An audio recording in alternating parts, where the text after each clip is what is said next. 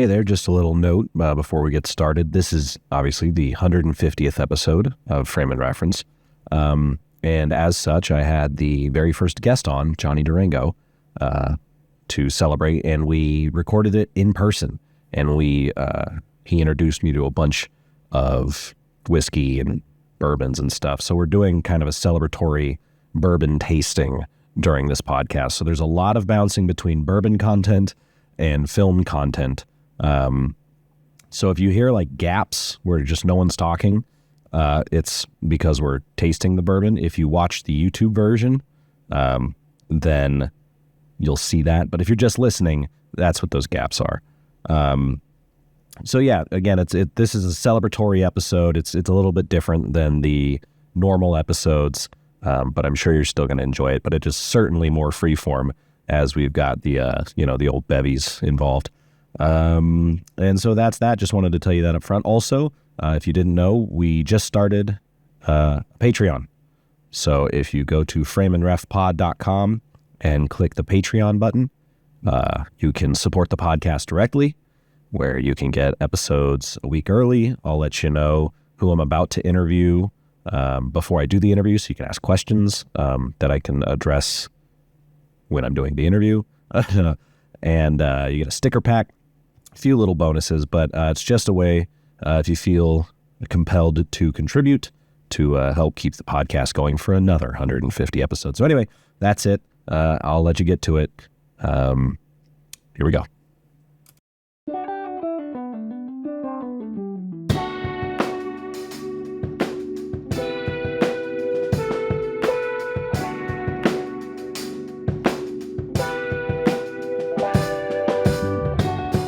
Hello and welcome to another episode of Frame and Reference. I'm your host, Kenny McMillan, and you're listening to episode 150 with Johnny Derango, DP of Unsung Hero. Enjoy.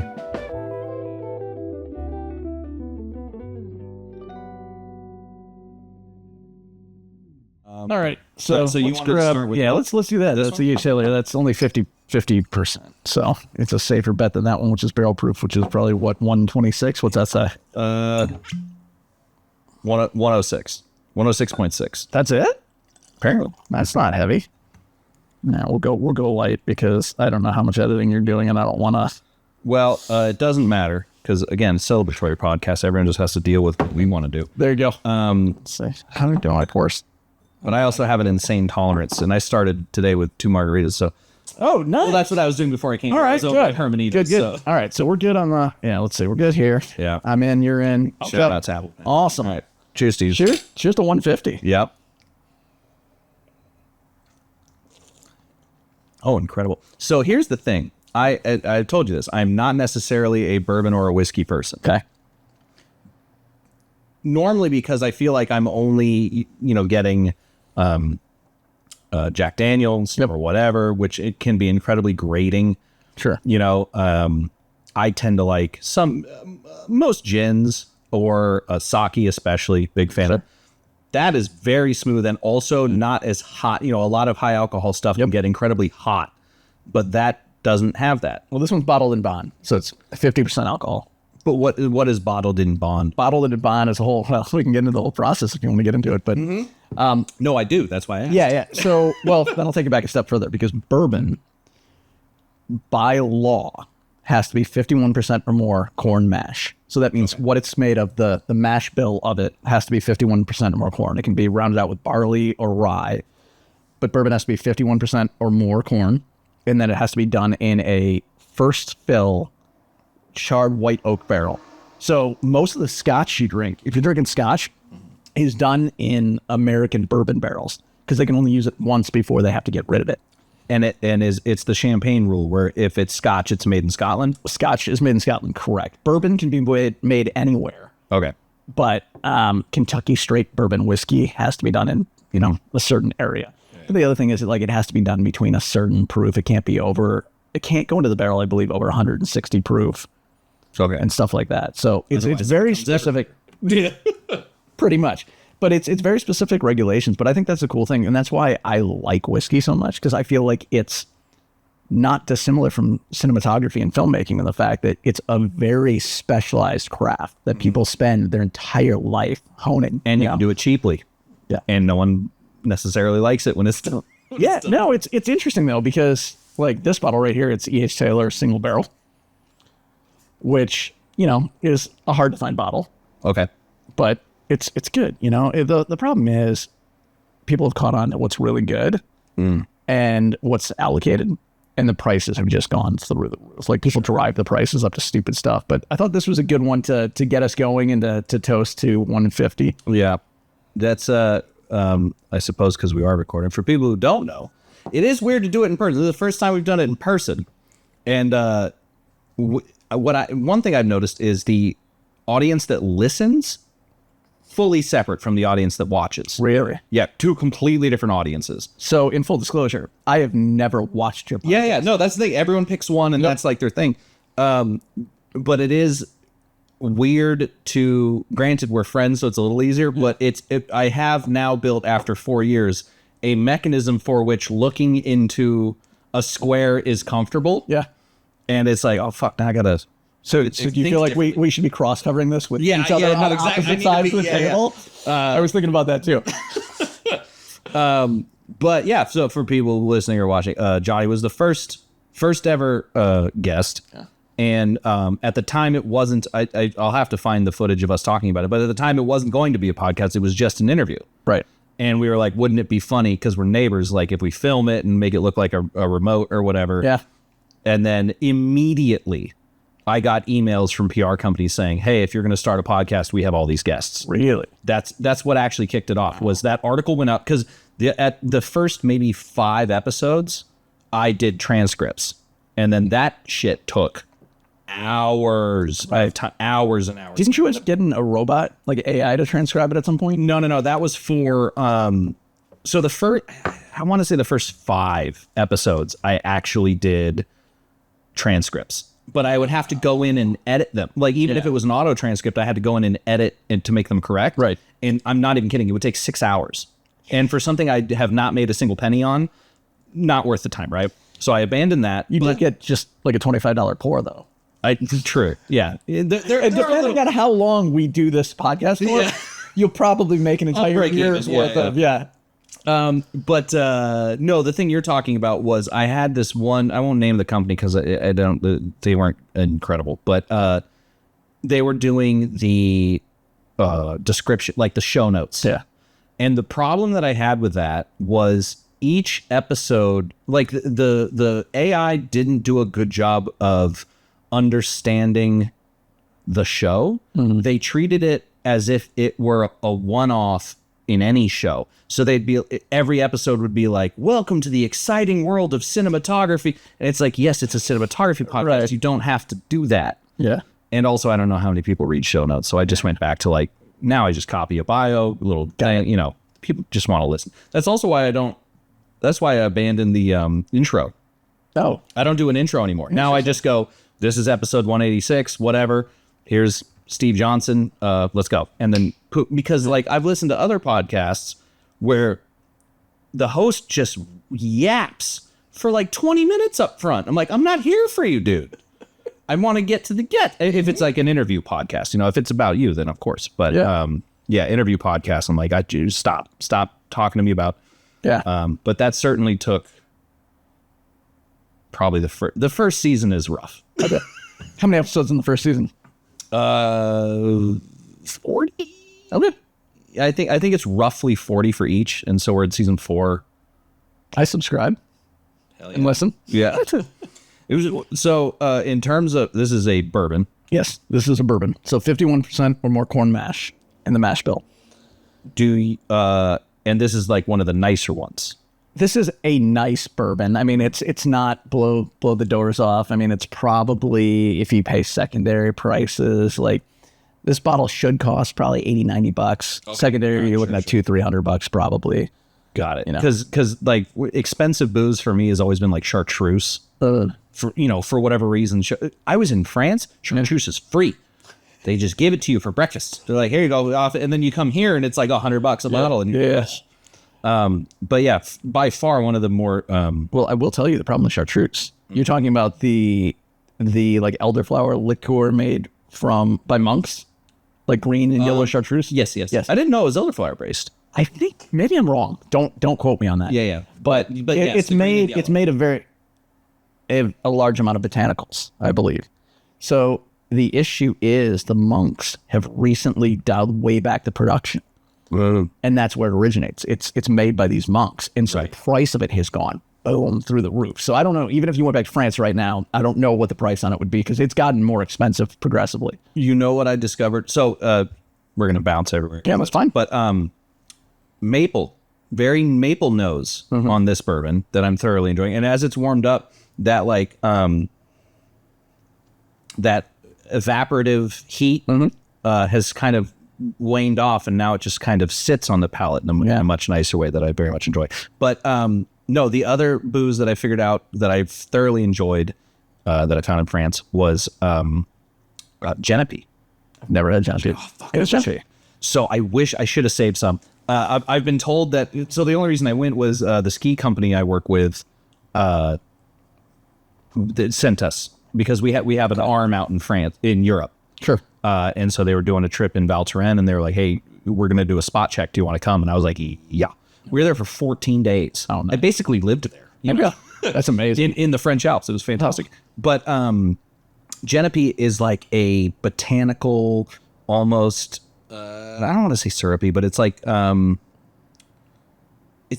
It's like a specific flower. It doesn't taste like anything else. I've never had anything that tastes like it. But I literally just the other day, one of Danny's, my girlfriend's friends showed up and was interested in tasting it because he finished it. Well, we did because I had about that much left, and I was like, because he's in the Air Force, I think, and so he had it in France, but he's like, oh, I haven't had this in like years. Nice. So we were like, bop, bop, and it's got. Otherwise, I would have saved it for you. But Genepi's, if I end up going back this winter, let me know. So, but no, what I appreciate, like I said, is just the craftsmanship that goes into it. It's so cool because every little thing makes a difference, from how long it's in contact with the wood to where it's stored in the warehouse, Right.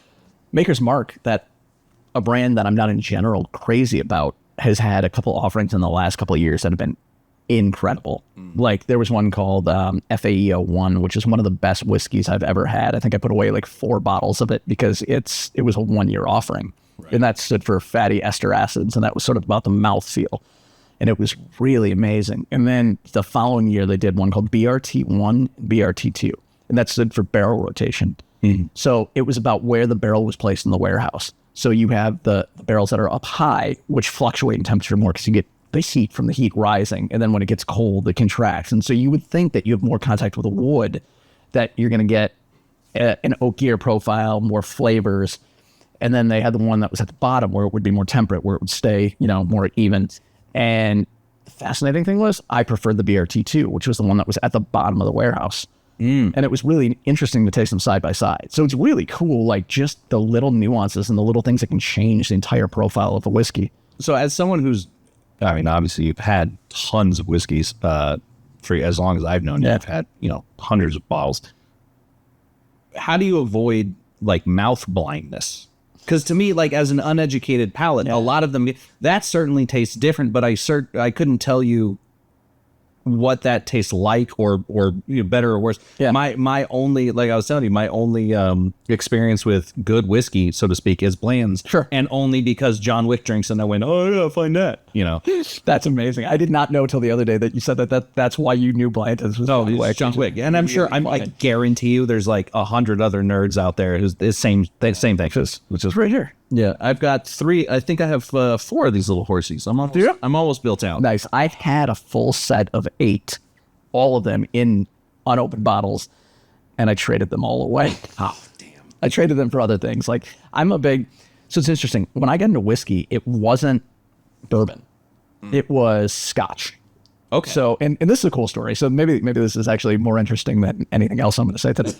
But the way I got into whiskey was sort of backwards. So a friend of mine had just partnered with another producer. He was starting a production company.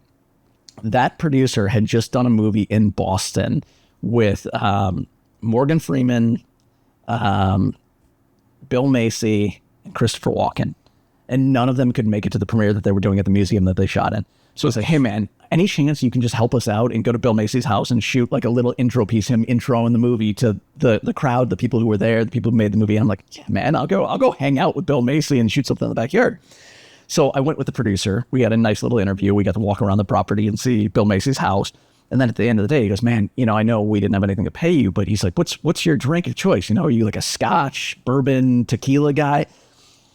In the moment, my brain short circuit, I go, scotch. I don't know why I said scotch. Not a beginner. No. And so, cool. Like 2 weeks later, the guy shows up and he's got a bottle of Glenkinchie 10 or 12 year. I can't remember what it is. I think it was Glenkinchie 12 year. And Glenkinchie is a lowland distillery in Scotland.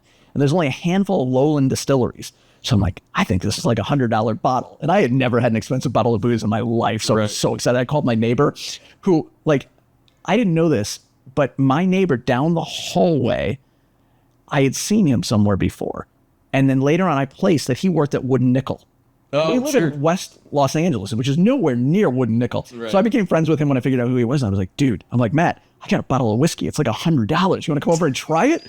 And so he came over and we drank it. And it was really good, right? Yeah. And so then the next time I was at the grocery store, I bought a bottle of like Glenfiddich. No, yeah, Glenfiddich. I bought like a bottle of Glenfiddich, and then the next time I bought like a bottle of Glenlivet. And I was like, wait a second, these all taste different. Like this is not like I thought it was all going to taste like Jack Daniels. I was like, oh, there's a reason why people buy different bottles. So that is how I got into whiskey. It was shooting a little intro piece at Bill Macy's house and a producer giving me a bottle of whiskey. And then I realized it all tasted different. And then I went to Chicago to film a pilot for Tommy Schlamme, who like created or show ran The West Wing and stuff like that. Right. And we shot in a whiskey bar in Chicago that's no longer there called the Fountainhead. But when we wrapped, I hung out at the bar and talked to the bartender and I tasted all this other stuff. And I tasted this bottle of, it was not McMillan. It was... Oh, by the way, I love this little... the Dalmore Mackenzie. I still have the empty bottle and I held on to this. Dalmore Mackenzie was a one-off. And at the time when I purchased it, it was $130. It was the most expensive bottle of whiskey that I've ever purchased. But I had tasted it in the bar and it was just phenomenal. And so I purchased it. I just recently looked up that bottle now is worth well over $1,200 to $1,500 unopened. On like eBay or whatever? Yeah, well, no, you can't buy booze like that. Yeah, whatever. But yeah, you do Wine Searcher. But there's stuff that I purchased over the years that I just haven't opened or put away.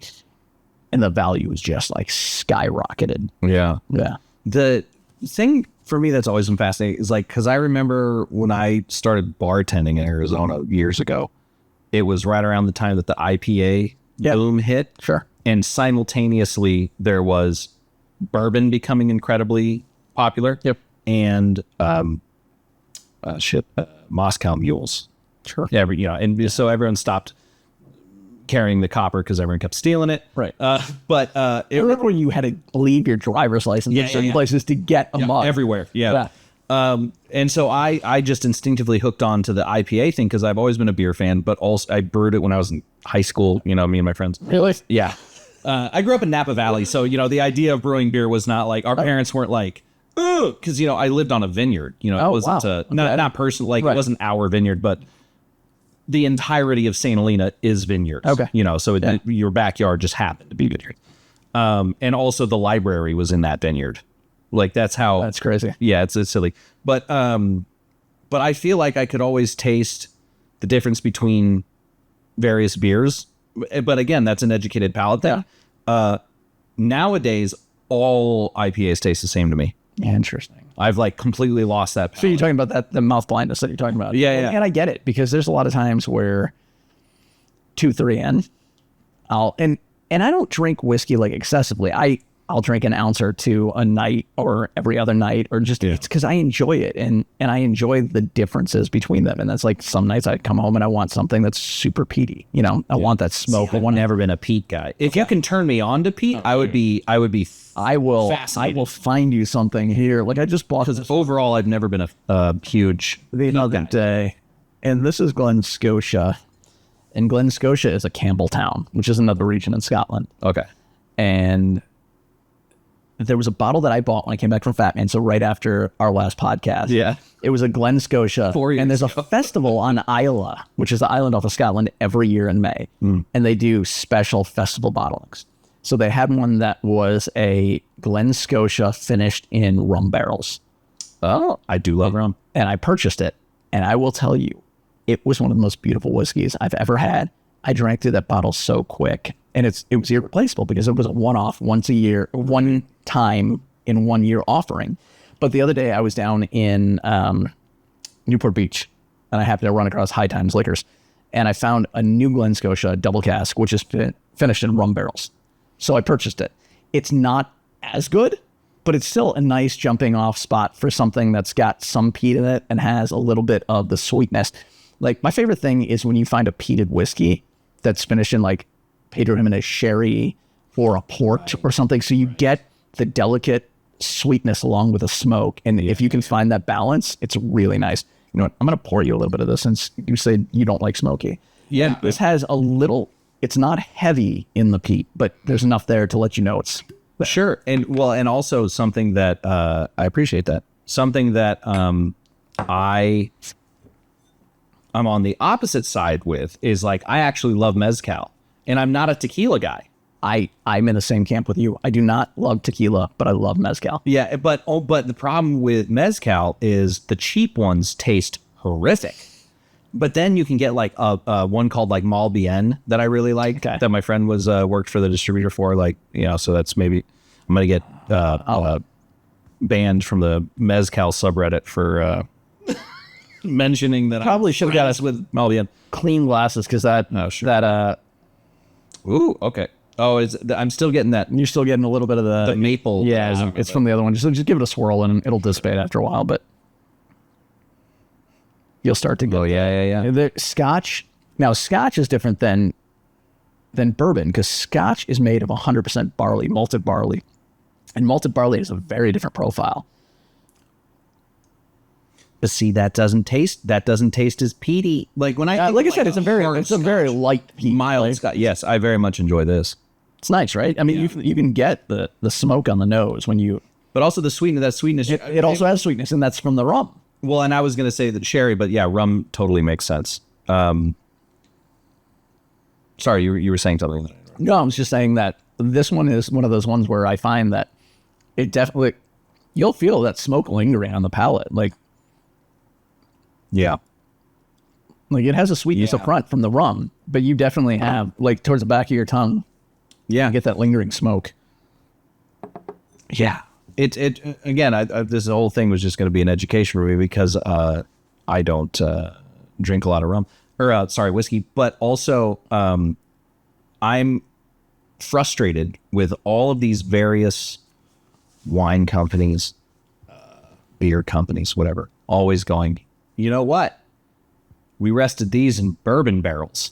Everything tastes bourbon barrel aged, and it's not bourbon, Right. And but it's never good bourbon. Like, these taste great. If that flavor was imbued in something, Sure. wonderful. But it's always like the cheapest possible one they could get. You know what's a really interesting one? Because I used to drink it and I used to love it. I don't know if you ever had Kentucky Bourbon Barrel Ale. That one to me, That's what it's called. yeah. And I drank it when I was in Ohio, and for the longest time you couldn't get it out here. I'm not sure if you can, but I really liked it because it had those flavors of bourbon. You know, it had that oakiness. Yeah. Back in. So is that kind of the main tentpole flavor of bourbon is oak? Not necessarily. I mean, you get, so personally, bourbon is like third down the line for me. I'm single malt Scotch is my favorite. Okay. Then rye. And you talk to a lot of people, and rye is less of a transition grain wise to corn.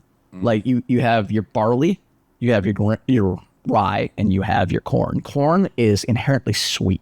So all your bourbons are going to be sweet. That bottle right there that's sitting there, I don't think it's on camera. You can pull it in here. But this is a Michter's barrel proof rye. Michter's, now I was blessed to shoot 2 movies in Kentucky in 2022. And it was just down the street from Michter's.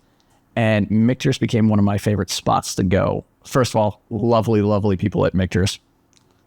My friends Brian and Jacqueline who live there. They're great. Who work there. Wonderful people. But This Michter's barrel strength, I think, is really special. You'll talk to a lot of people. It's hard to find. There was one day that I walked into a Whole Foods in Palm Springs, and they had 3 bottles on the shelf. Now, it was $90 or $99 at the time, so I only bought one. Had I known how hard it was to find, I would have bought all 3 bottles and felt like I won the lottery. So I don't know if you do this ever. Yeah. But I have there's a lot of things about me that I'm like, I should probably get tested for something. Some version of the spectrum or whatever. Sure. Backups. I have a natural aversion to not having backups. So if I see something that I like, I always buy 2. And this comes down to like cereal. If there's like and I know there's going to be whatever, Cocoa Puffs. I know they're going to exist, but I got to get 2. I get 2. Potato chips. I always get 2 because I'm going to finish one. Maybe I need another one. If I saw something that I hadn't seen in a while, I literally just today bought 4 Field Notes packs of the Ansel Adams U.S. Post Office edition. Really? It's so obscure that I was like, no one will ever have this. I need 4. So this is a lesson I learned in not having things that you can't get anymore. Like certain bottles of whiskey. Like I said, this one I bought 1 because the price point was fairly expensive. Yeah. And I have 3 now. Like I have 2 bottles now. Okay. Because I realize the error of my ways. Yeah. Also, we're in an industry where I don't always know where my next job is coming from. So sometimes to buy 3 bottles at once, you might want to be responsible, right? Yeah. So, and I have the most amazing wife on the planet because I've never been questioned once. I pay my bills, I take care of stuff, but Do you know Lanlin Wong by any chance? He's a DIT. No. He's a very good whiskey buddy of mine. Great guy. Oh, really? Yeah, he does a lot of commercials. But I picked up a bottle of E.H. Taylor barrel proof for him the other day, and that sucker was like $300.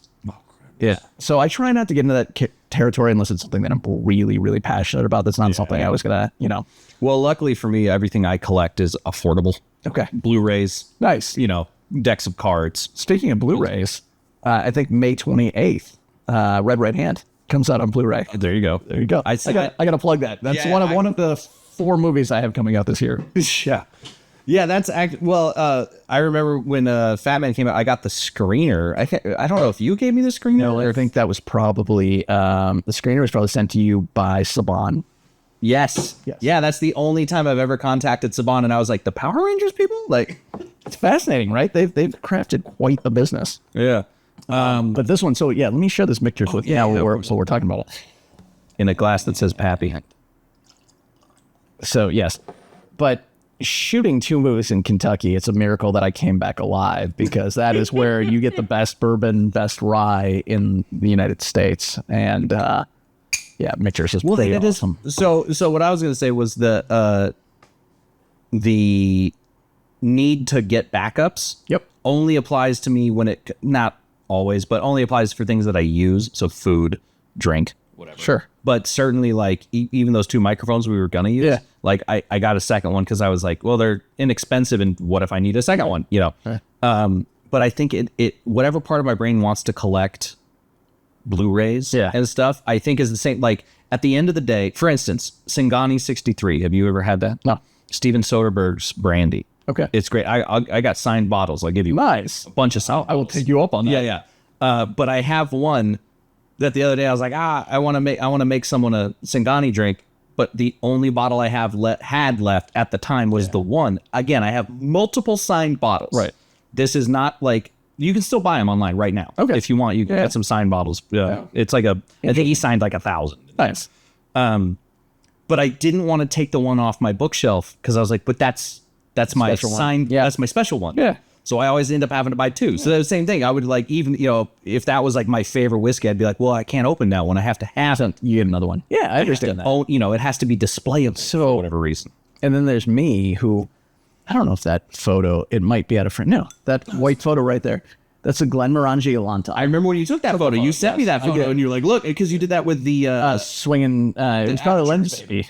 And yeah, I probably used aperture lighting. You bought like a bunch of MCs or something. Yeah, like go there with the MCs. Yeah, but I did a tilt shift lens that I think was a lens baby. Sure. And That Glenmorangie Alanta, this is how long I've been collecting whiskey, was a 2013 private edition, so 11 years ago. Still to this day, the best whiskey I have ever had in my entire life. Really? I have 2 bottles. I have one unopened here, and I have one in my secret stash in Illinois. I have... Oh, because you're for a split second, I went, why? You're from Chicago. So I'm from Chicago originally. But shout out to, who did I just interview that you... Veronica. Yeah, shout out to Veronica. Yeah. Shout out to Chicago. I love that your interview with Veronica was derailed by bringing me up. Yeah. You got so off track. It was amazing. But this one right here is a rye, and there's going to be rye is a much spicier grain. Uh-huh. So you're going to get, a lot of times with rye, you'll get notes, first and foremost, of rye, the grain itself. But sometimes you'll get dill, sometimes you'll get mint, sometimes you'll get like anise. Yeah. And I'm a big fan of anise. Yeah. Even just down to straight up absinthe or whatever, very much. I have a bottle of absinthe finished rye down there from Peerless Distillery that I got in Kentucky. It turned out a woman who worked on our movie found out that I'd gone to the Peerless Distillery while I was in Kentucky. I was like, how do you know I was at the Peerless Distillery? Well, I'd been talking to somebody in the distillery about my TV. I executive produce and have a TV show that ran on Hulu and Paramount Plus and is now on Apple TV and Apple TV and Amazon Prime. And it's called Everyone's Doing Great. There you go. Yeah. And I was talking to a woman who works in the gift shop, and she actually had an Everyone is Doing Great t-shirt on, and she had actually donated to our Indiegogo when we were crowdfunding in the beginning. So we had this amazing conversation. So she must have told someone that the distillery owner's son is a director. Well, he found out that I was there and told her because she's his sister-in-law. Right. So I got back to set, and she knew that I'd been at the Peerless Distillery. And it was amazing. I was looking for something special. And one of the most incredible things that has ever happened to me in that sort of situation, he hand-filled a bottle for me and gave it to her to give to me of this absinthe finished Peerless. Oh, wow. Yeah, and it's fantastic. And Peerless is just an amazing distillery in general. Was that the show that my friend Kelly was the makeup artist on? She was the makeup artist on Everyone is Doing Great. Yes. Yeah. Kelly and JP are actually getting married, and they just sent me it was save the date. Okay. And it was like this cute little postcard. It was like, oh, and greetings from Rome. And I was like, oh, is it going to be like Italian themed or whatever? And I flipped it up. No, they're getting married in Rome. And I was like, oh, you bastards. And both Danny and my barber both go oh, it's because they don't want people to go. And I was like, 100%. You're trying to weed out the people, which makes me want to go harder. Right. So I went, my sister-in-law and brother-in-law got married in Italy. Yeah. And I had been dating my wife for 5 months, and I went with her to the wedding in Italy, and it was amazing. Yeah. But I went to Rome, and I don't think they were trying to weed my wife out. Probably not. Twin sister. Trying to. Yeah. Anyway, we'll get you on you come to us. Yeah. You come with me and Danny. I like that. To Kelly's wedding, and she's going to turn around and be like, oh. Anyway, so this one. So rye, it's going to be a spicier grain. It's definitely peppery. Yeah. And I prefer rye. Like I said, I think it's a more natural transition from single malt scotch to rye than it is to bourbon. Now, when you say single malt, because I'm an idiot, what malts? It's one single grain from one single harvest, one single place. There are double malt, triple malt? There's blends. Blends, okay. Yeah. Okay. Yeah, so it's one single. Got it. So it's single malt or blend. Can be. Good. Yeah. All right. Yeah. Yeah, these this one definitely hits you in the top palate, I suppose. But it's a whole different experience. See, okay, here's the problem. Every whiskey derivative that I've had clearly sucks. Yeah, because you like this? Yeah, I like it. And I have said for years that I'm not a whiskey person, except for your Blantons or whatever. Right. But even rye specifically, it went in the reverse order of what you said. Hate peat the most. Okay. Rye, I hate the second most, and then normal whiskey or bourbon is okay, and then regular whiskey usually tastes like rubbing alcohol. Okay. But you're worth 3 for 3 with you? Yo, 100%. Right. I would say we should do a little. Yeah, a little thing right here. Well, put them in front here, and then you can of these three. Because I think these are three fine whiskeys, in my opinion. I would say I'm gonna go 1, 2, 3. 1, 2. However, this one, so I should for the listeners, the Colonel Taylor single barrel number 1, the one we just had, the rye, The Michter's single barrel number 2, proof rye, and then the one that was in the rum casks, the Glen Scotia, number 3. However, I would probably end up drinking the Glen Scotia more. It's the lightest of the three. It's more drinkable by far. Yeah. Whereas these things, I mean, even just having the especially with the what did we just say this was? The Michter's. Yep. Fills your palate in a way that is very agreeable. You know, because like I'm a big I'll drink a High Life. You can slam 15 High Lifes and you're good to go. Yep. That definitely fits your. That makes sense when people talk about sipping whiskeys, because every time I've heard sipping whiskey, it's always like, okay, I could drink that, but that sits with you in a way that you're able to actually enjoy that experience for longer than just. Yeah. So it makes sense why people would drink that and maybe have a cigar. Correct. Although I imagine a cigar would kind of jack up the palate. Well, a cigar pairs really well with a peated whiskey. And now let's talk about peat. Okay. Because a lot of people don't know what peat is. Here, we should. So we can move these out to the side. There you go.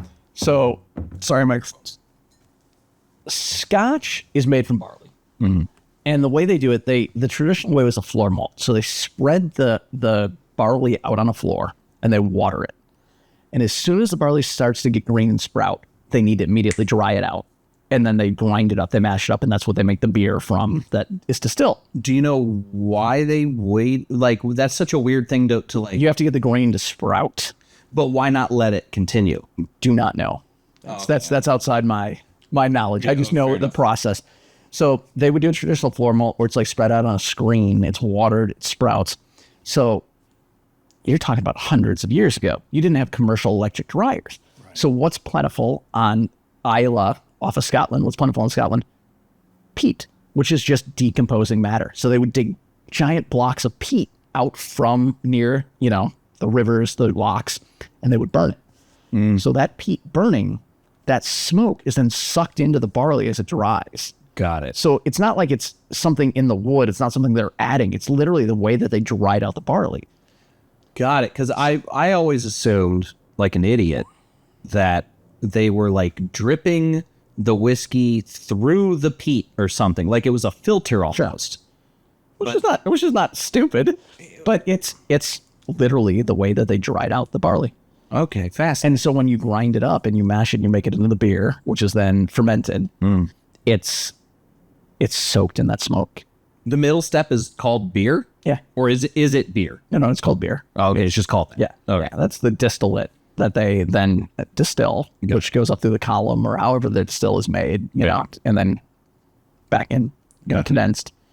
Were there any other liquors that you ever got into, or was it always once I started into whiskey, it's mostly whiskey. Yeah. I'll try a mezcal here and there, but I'll have a gin here and there, but there's nothing that hits my palate like whiskey. There's just something special about it. And every time good stuff again, like it's so easy to find. The same thing's true with vodka's dog shit, but like my intro into spirits has always been hospitality based. Okay. Being a bartender, bar owner, whatever.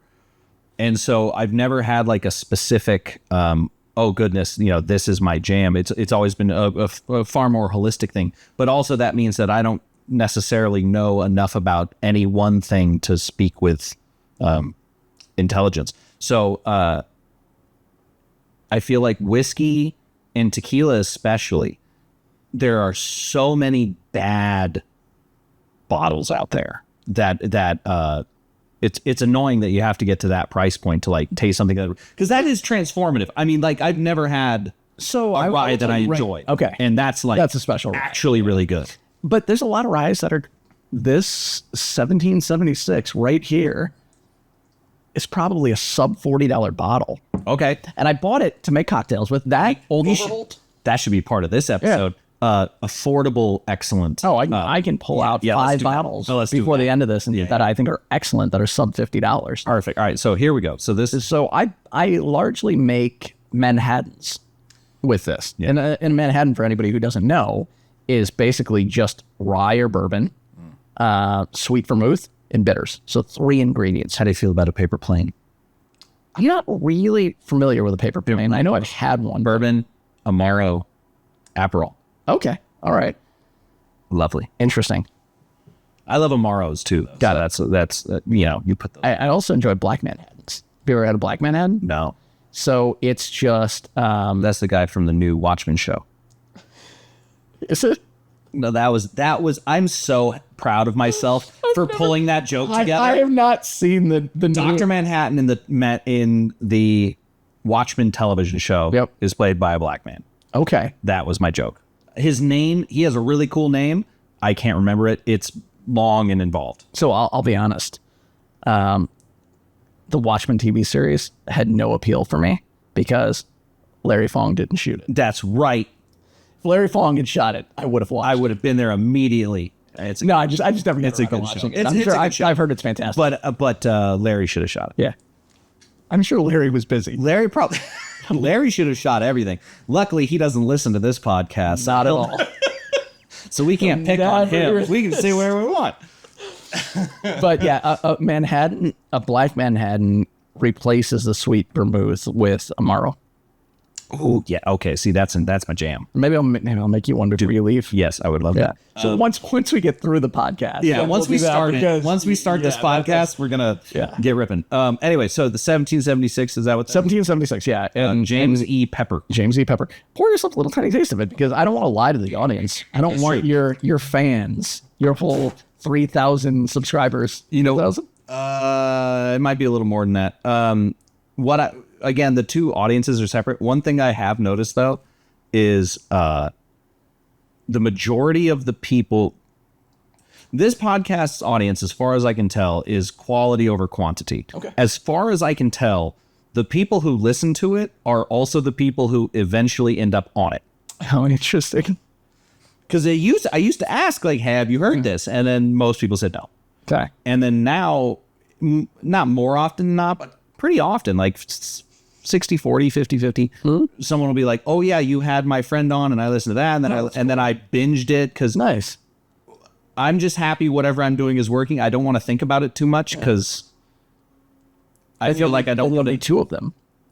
to what? You'll need 2. You'll need a backup. You'll have a backup podcast. Yes.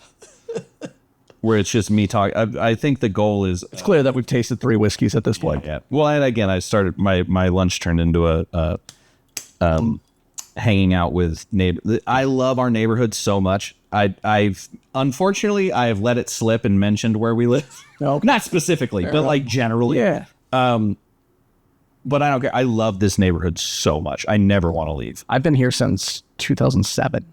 Damn. Yeah. Not in this building. I've been in this building for 11 years. Yeah, because then that would have been right when I moved in. Okay, I've been in this area since 2007. Yeah, it's the best part of LA because I think we just get enough beach city vibe, but also not the like foot traffic. You know, all the restaurants here are fucking dope. Like, yeah, it's the best. I mean, we live in the 3rd homeless encampment on the left. Me and Danny call them the neighbors because, to be fair, they don't do anything. Like, it's not Unless you get a metro, they stab you. not our neighbors. They stab people at 7th Street. They wait until you get on the red line before. Well, go down towards Santa Monica. Have there been problems? The 3rd Street Promenade's Oh yeah, the promenade's a nightmare. yeah. It's a ghost town. Yeah, yeah. Anyway. The Santa Monica has to deal with their own problems, but Back to whiskey and cinematography. yeah. All right, so the 1776. 1776, James E. Pepper. So when I say maple, I feel like I've felt that smelly, that top note in everything. Okay. So what is that more likely to be? Is that just the smell of whiskey that I'm just misinterpreting it to be maple? I don't know. Oh, I am getting a bit of hairspray. Not in a negative way. Hairspray. Interesting. Okay. All right. Like a It's sharper. I also realize I have a different whiskey in my glass. Oh, yeah. You want to have No, so, yeah, like, you're I'm smelling not it. Yeah, I'm not yeah, gonna be able to break that one down for you.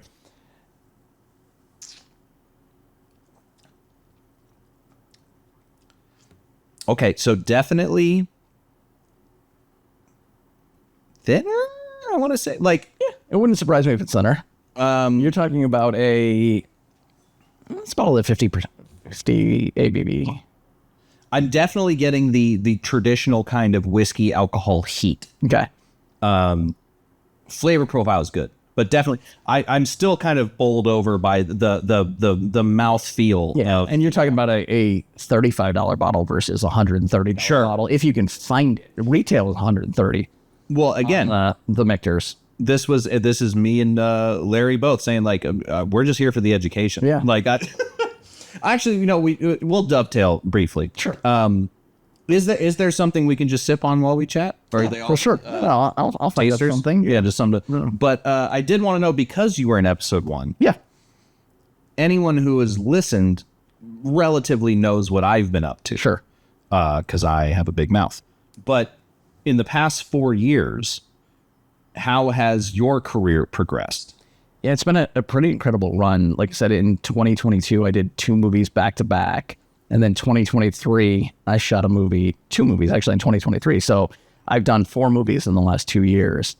And the first one was an Orlando Bloom, Andy McDowell movie called Red Right Hand. It's a super violent, dark thriller that checks all the boxes if that's your thing, And you've shot action films. I shot a lot of action. It's the Nelms brothers, who are some of the most talented directors that I've worked with, and it's just a fun, down and dirty thriller. Yeah. Right. After that, I moved on and did what I would call my first faith-based film, a film called Unsung Hero, which is probably the most beautiful and I would say special movie that I've ever made. Special to me because it's very different and it shares a hopefulness. Yeah. Like, it's just a beautiful movie. It opened at number 2 at the box office. Saw that 3 weeks ago. I was there. Thank you. I appreciate I it. sent you the photo of I was in the theater. So we're over 20 million on that, and it's just a really great story. And we can dig in a little bit later on that, but I'm just really proud of the work that I did on that movie in particular. It looks great. Also, I remember you calling that shot. I remember however many years ago, it was 2-3 years ago. Yeah. You had texted me, we were talking about something, and you were like, I think I kind of want to get into more faith-based films. And I was like, oh, hell yeah, dog. And then yeah, shot your shot. Like, yeah. and didn't even start with like a whoopsie. Like this, it's like it's a good film. Yeah. Overall. It's a beautiful family drama, and it's a true story about the Smallbone family. And they lived in Australia. Their father David Smallbone was a concert promoter. He did live music. He had a lot of success, and he took on an Amy Grant tour, and a recession hits Australia and wiped him out. He lost $500,000, and which at the time was like $5 million. This was like 1991, 1992, and very prayerfully, they're a very strong, faith-filled family, and they made a decision to come to the United States and help start a record label. And they got here, and he lost his job. Yeah. And there was no job waiting for him, and they were in a house that had no furniture and nothing. And the community really rallied around them and lifted them up. And so it's a really inspiring story. The daughter went on to become a major Christian recording artist in the early 1990s. And 2 of the brothers, Joel and Luke, became probably the biggest band in Christian music right now for King and Country. So it's just an inspiring story, and it's something I'm really proud of. And, it's probably to date, I feel like, my most mature work. It's a small story, but it doesn't feel small. No, and as someone who grew up incredibly in the we were non-denominational. Sure. That whole community, we grew up in that. I am not religious now, but watching it, I was able to, tie those 2 worlds together, and I appreciated how universal it is, because like we were saying earlier off camera, where I was saying like, oh, it is, there are moments that are pretty much like, here they are praying, and it's shown with more reverence than I think an average film would. Sure. But it's certainly a film in which you could watch it as not being a religious person. Like, you can still get emotional beats, and it still hits like that. The one thing that you just mentioned, the reason I started smiling, because I definitely wrote it down here. I wrote, no furniture, yes lamps. They walk. It's my favorite moment in the movie. They walk into this empty house, and they're like, "Oh, we got to build beds out of cardboard or whatever." And then suddenly there's lamps, and they're in every corner. Oh, what a cinematographer's dream! They just so happen to leave the lamps in the house. I felt like walking into a house with zero lights would have been a problem. So yeah, when they walk in, there's this amazing shot where they flip on the lights, and there's one lamp on a folding chair in the living room, and that's all the furniture, and that's all the lighting there is. Yeah. And it's just a really cool shot because Helen, who's the mother in the family, who the movie's called Unsung Hero, and she really is the unsung hero. Right. But there's this amazing shot where we're with the whole family behind them looking into the room, and she steps forward by herself, and the camera just sort of pushes past the rest of the family, isolating her in the room by herself. And we turn around, we do the reverse, we push towards her. But it's this awesome moment where she's leading, she's stepping out by herself in front of everyone, and she's going to hold it together at all costs. And then you see in the very next scene, she's in the bedroom with the kids making these adventure beds, which they took their clothes out of the suitcase, laid the clothes on the ground, and put the sheets around the clothes to make makeshift beds. You do really centralize her in a way that you would assume it's about. This is also how I knew that the dude was a good actor, is because I started to hate that fucking guy. And I was like, oh, wait, hold on. It's just because the dad's conflicted. You know, there's a lot on that man's plate in this moment. Yeah. But you do really centralize the mom in a way that it was just interesting in the context of the film, like how we always kind of seem to pull aside to check on mom, see what she's doing. Sure. You know? Yeah, I mean, she's the linchpin. She's the anchor of that family. And to your point, Joel, who directed the movie, he plays his father. And plays his own dad. Father in the movie, which is really sort of a, like, they talk about their cinematic universe, right? Like, you see the real family members appear throughout the movies. I was going to ask that. So at the end in the credits, when they show, you put all the family members in the film. Yep. Like the stewardess, the air stewardess. Yeah, like so that's Rebecca St. James. She plays the flight attendant on the flight from Australia, the Qantas flight attendant from Australia to the United States. Okay, so that was all then. Yeah. At the end when you're showing the, okay, cool. Yeah, each and every one is featured except for Ben, who is the filmmaker of the family, which is interesting. Now I can say without a doubt, Joel and Luke are the filmmakers as well. You know, they're all filmmakers at this point, because for his first film out of the gates, for Joel, and supported strongly by Richie Ramsey, who had directed 3 other movies before this. So they co-directed. Richie Ramsey and Joel Smallbone co-directed the movie. But for his first film out of the gate, I feel like Joel hit a home run. I mean, he stars in the movie. He directs it. He plays his own father. It's just a lot to carry. Well, and also to play your father as a not necessarily agreeable person. Like, I assume he loves his dad. Yeah. But to play him as a real man, you know, because like it would be so easy to show all your favorite parts of your dad. Yeah. And to show when he wasn't at his best. Yeah. And to have to physicalize that. Right. You know, I give a lot of props to him for doing that work, because he does a great job. I had no idea until I was hopping on IMDb, and I was like, oh my God, this was like an indie film almost, with how many family friends are involved. Right.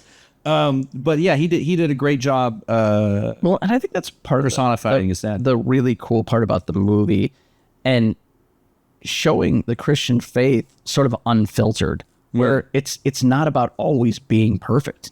There's failure, and it's about overcoming the failure and the forgiveness. Like, there's a scene where he goes to his family basically on bended knee and needs to be forgiven because his pride got in the way. I mean, like, it's a real thing. Like, he lashes out at 2 of the most amazing people who have done nothing but supported him, but because his ego as a man is bruised and feels like he did not deliver on a promise he made to his wife. Yeah. Which is what's really cool. Like, it's warts and all.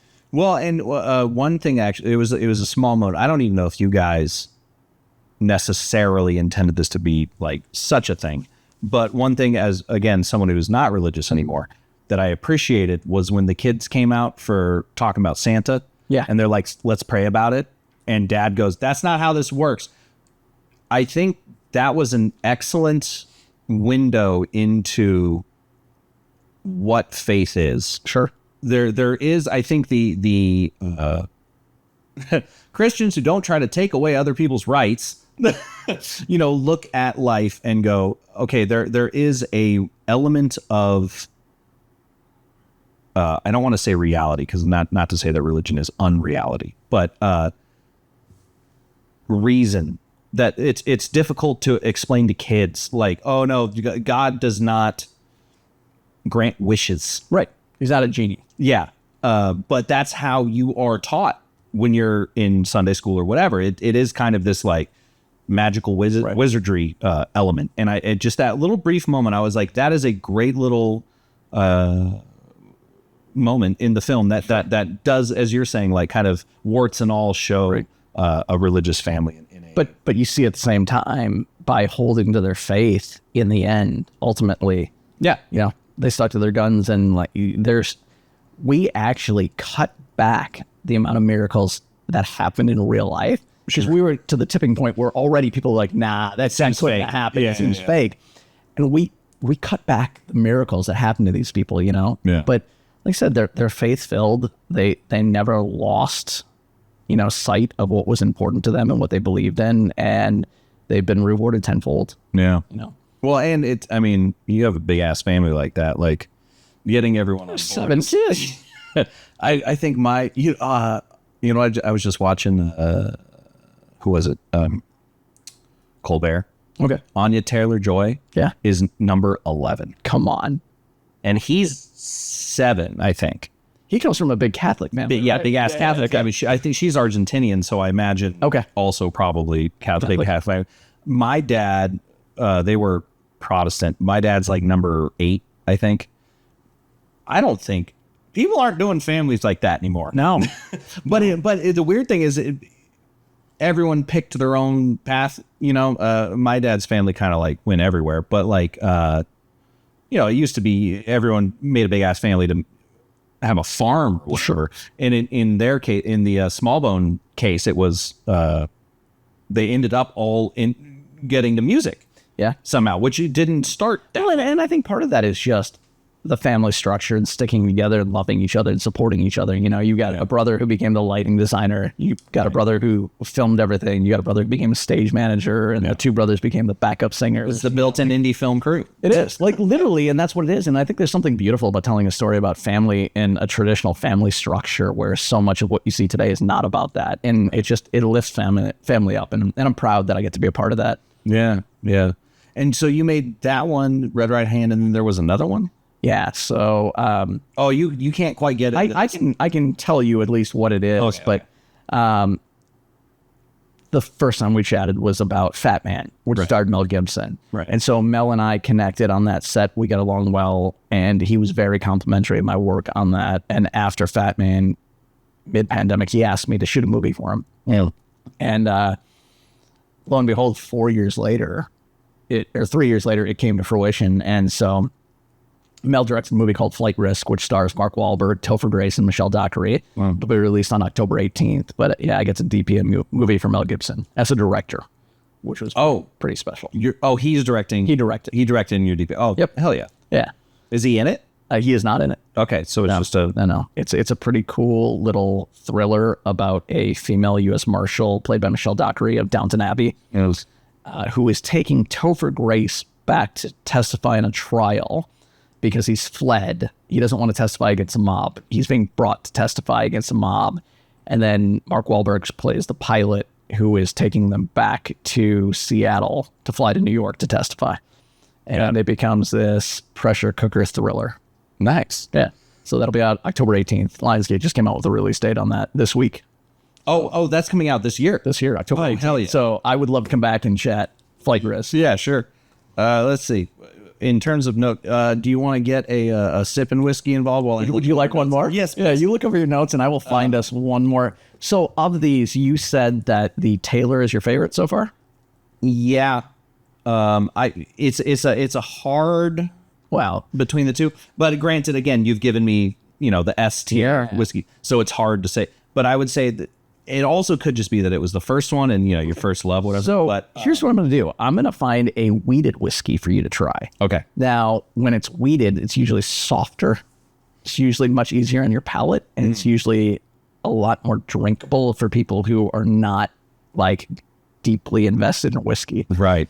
I think the main thing that whiskey has always been an issue for me, I suppose, is just that hot alcohol forward, that essentially vodka angle. You know what I mean? The Kentucky hug.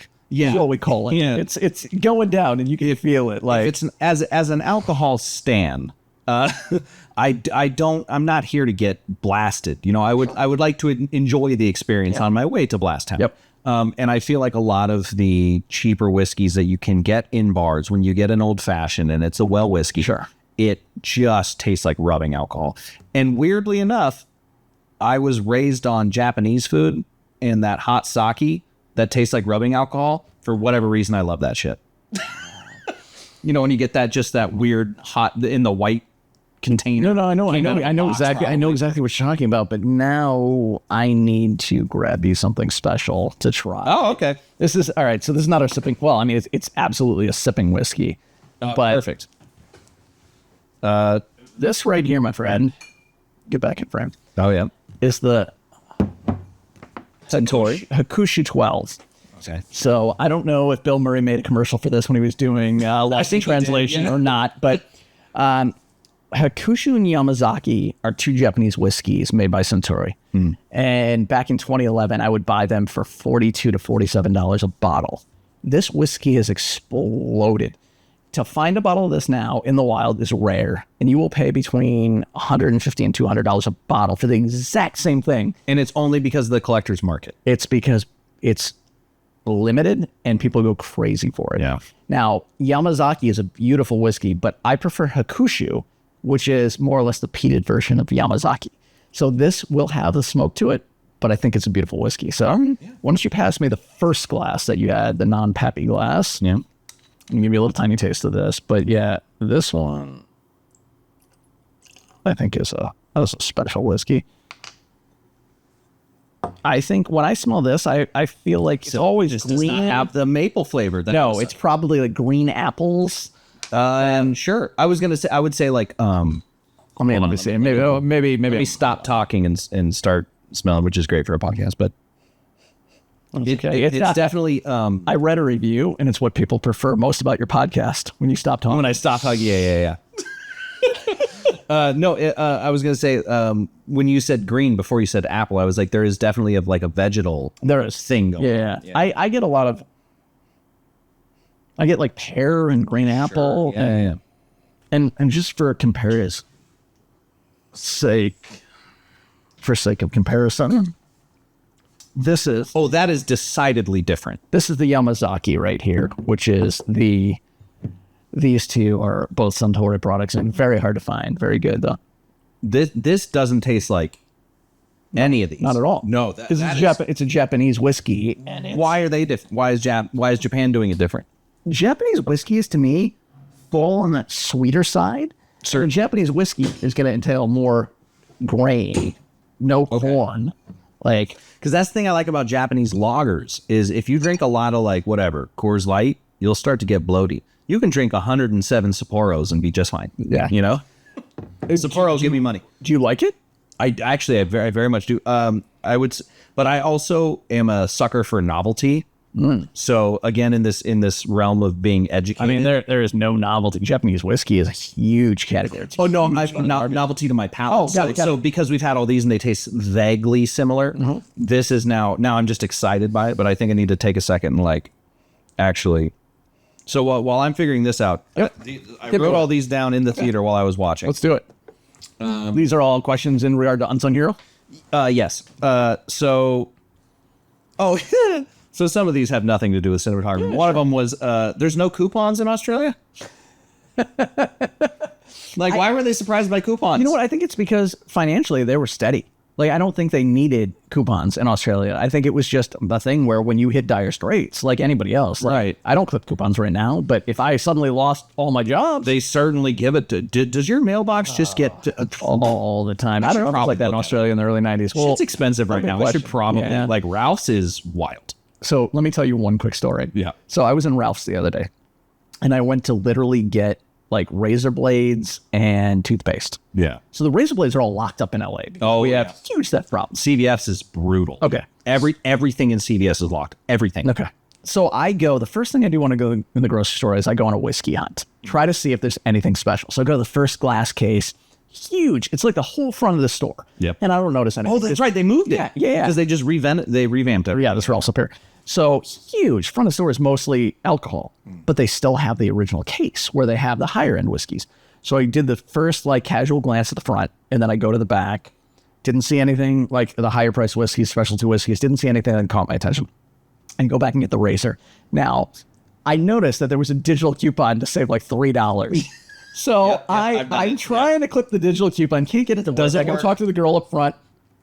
I'm like, do you have to leave the store? Like, do they not allow you to do it in the store? She's like, no, it should work. So I go outside, I reboot my phone, do all this stuff, finally get the coupon to work. Yeah. Go back in, and then I go up to the register and check out, and the coupon is not working.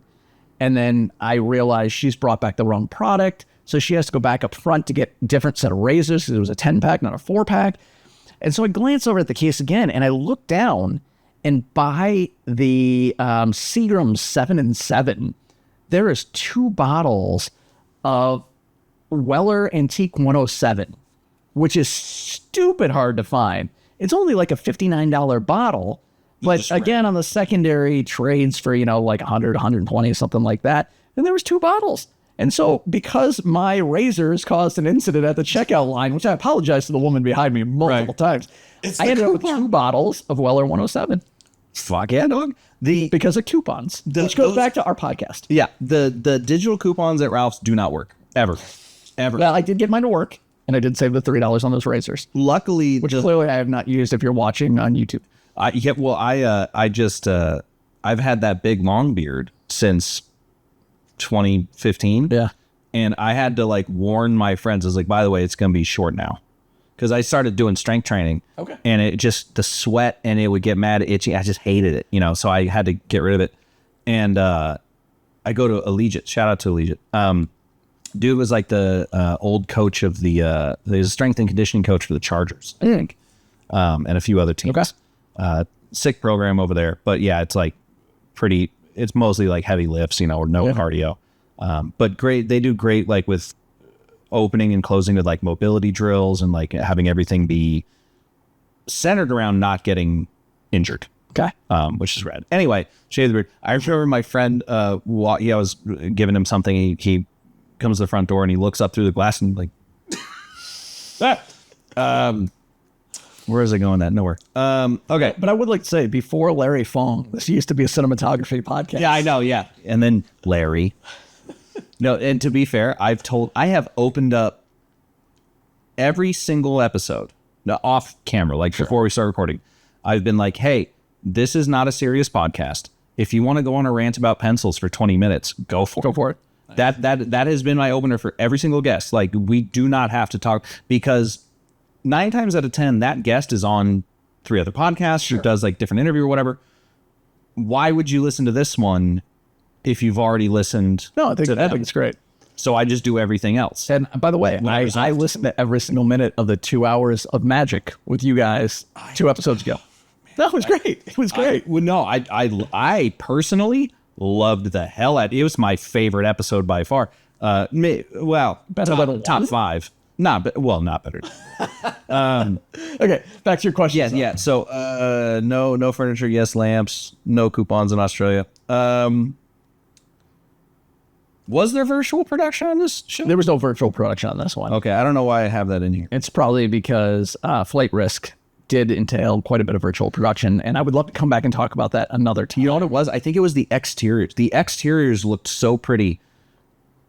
What were you doing for those? Because were you just constant? Is that something in Australia?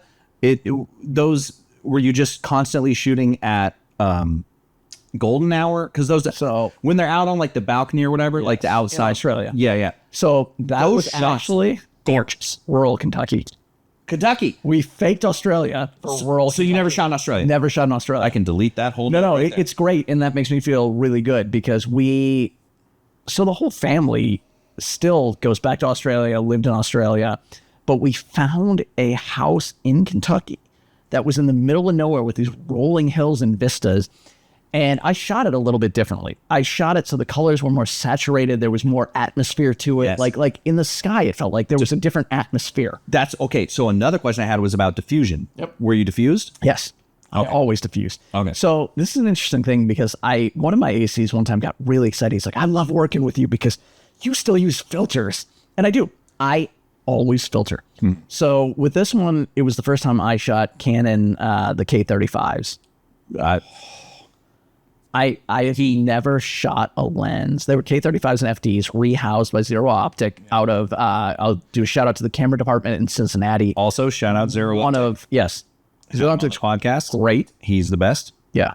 But the camera department out of Kentucky is a fantastic rental house. I've done 2 movies with them.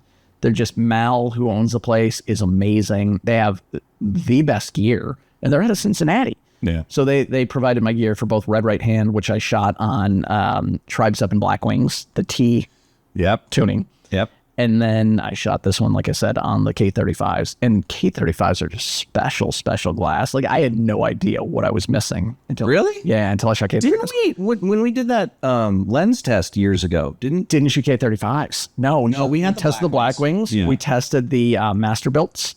We tested the Ingenues. And we tested whatever the Masterbuilts are made from. Tokinas. Yeah. So we tested lenses, but not the K35s. And the K35s I stumbled into because I had been hearing so much about them. But also there's a Nikon series that I can't remember what Nikons they are. Yeah, girl. But I have them. Do you? Yeah. Which Nikons are they? The AISs. Yes.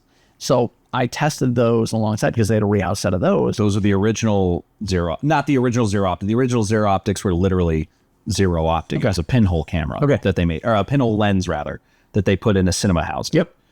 The next one, as far as I'm aware, were the Nikkor AIS, which in my opinion are the best capital B vintage lens. Okay. So when I tested them, K35s are incredibly charactery. well, I did side by side with them. And okay. the one thing, because I tested them side by side, because of all things, there is a gentleman by the name of Caden Tooley. He's a younger guy. He is for King and Country's video guy and media guy. He travels with him. He shoots, but now he directs. He directed a music video that I shot early in the year. I shot a music video from the soundtrack for the movie that I shot.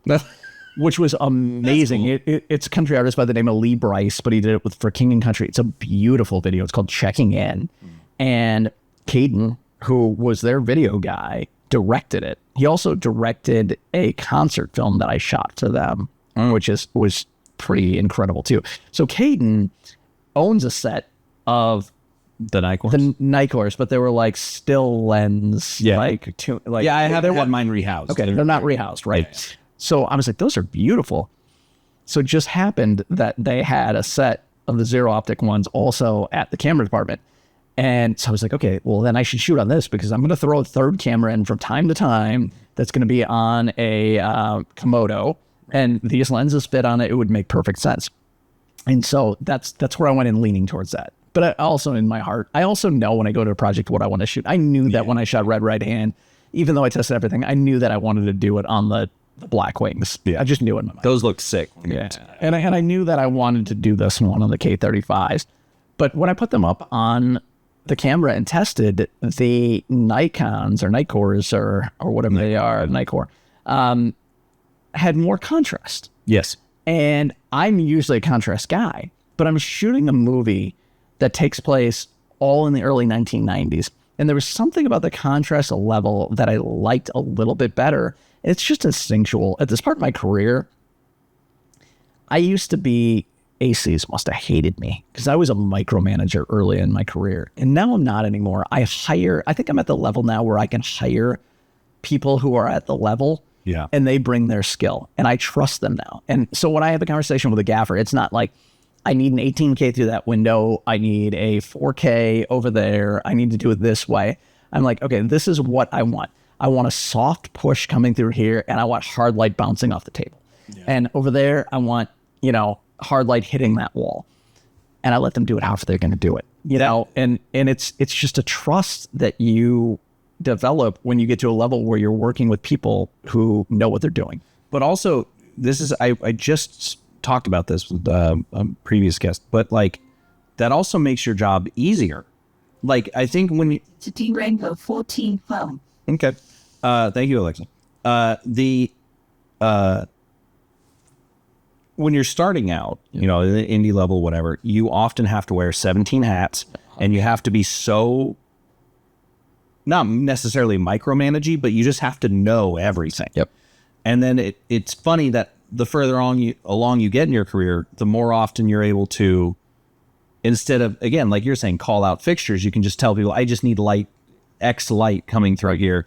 Go ahead and do that for me while I figure this out. Versus, for instance, at my level, I have to go set that light. I have to go do that, and then, or tell someone exactly what numbers to put in the back of it. I can't give them a color meter and be like, do this. Right. Otherwise, I have to explain it. Yeah. No, I get it. And it's a neat place to be in, to take that step from A to B, because it frees me up to focus on the creative. And this is one thing that I would love to talk about. When you go to film school, they don't explain to you that as a director of photography, your job, if you're lucky, is 30% creative.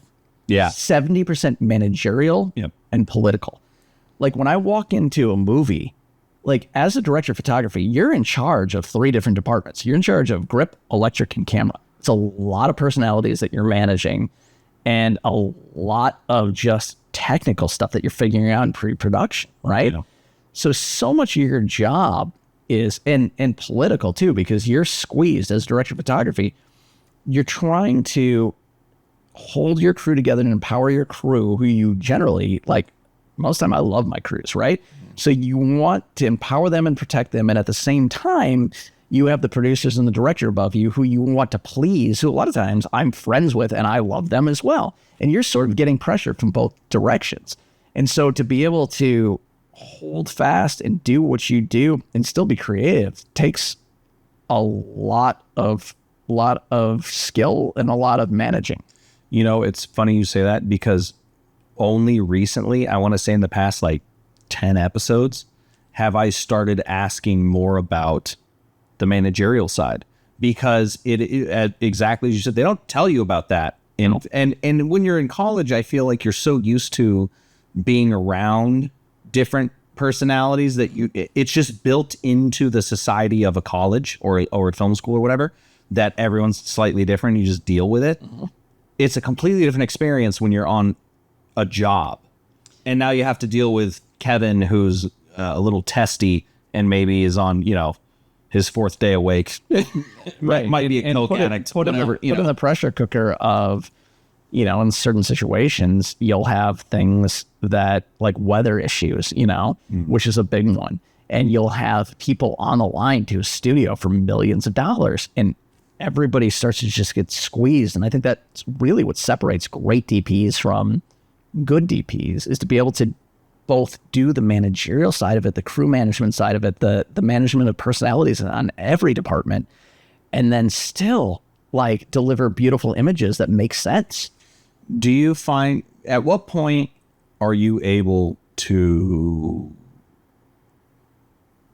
so in my head, like management a lot of times is in any capacity, not just on film, is empathizing and then also somewhat passing the buck. At a certain point, if people are upset with a situation, there are certain times you go, hey, the higher up said, I can't do anything about that.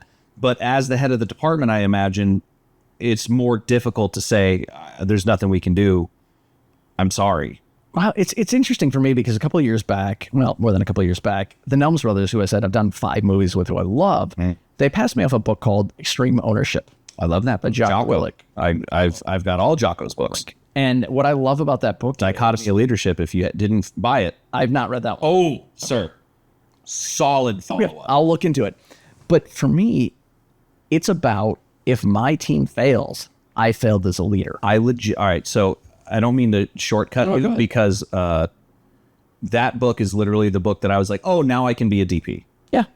Was legitimately reading Extreme It Ownership. really is, because if you contextualize it where anyone else who is under yours failings is because of you, because you did not relay the information, you did not prepare them, you did not do that.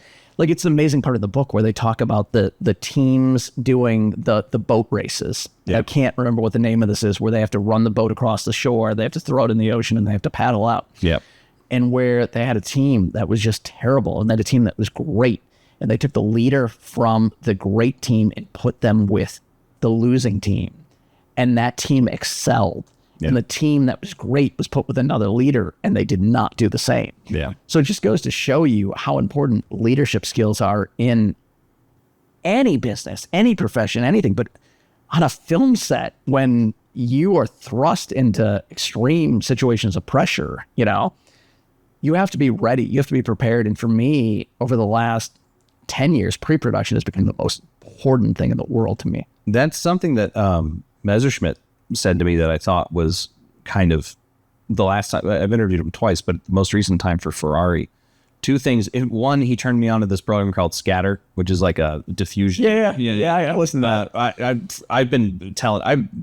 Filmbox needs to give me money, or whatever that company's called. Yeah. Needs to give me money because every episode I've been like Scatterfox. Like Well, that would break my AC's heart, because I told you how heavy. I know. The The second you said that, I was like, but honestly, Well, you know, and something I need to look into, but I will tell you something that I do, and I don't mean to derail this whole conversation, but no matter whether I'm interior, whether I'm exterior, whether I'm night, if I can afford the stop, or day, I will keep a Pola in my camera at all times. And I have 4 handsets, because most of the time I shoot 2 cameras, right? I control my iris like it's my only job on the planet. sure, yeah. So I have 2 that have A and B iris, but I also have motorized my Polas on the last 3 movies that I've done. So I control the Pola.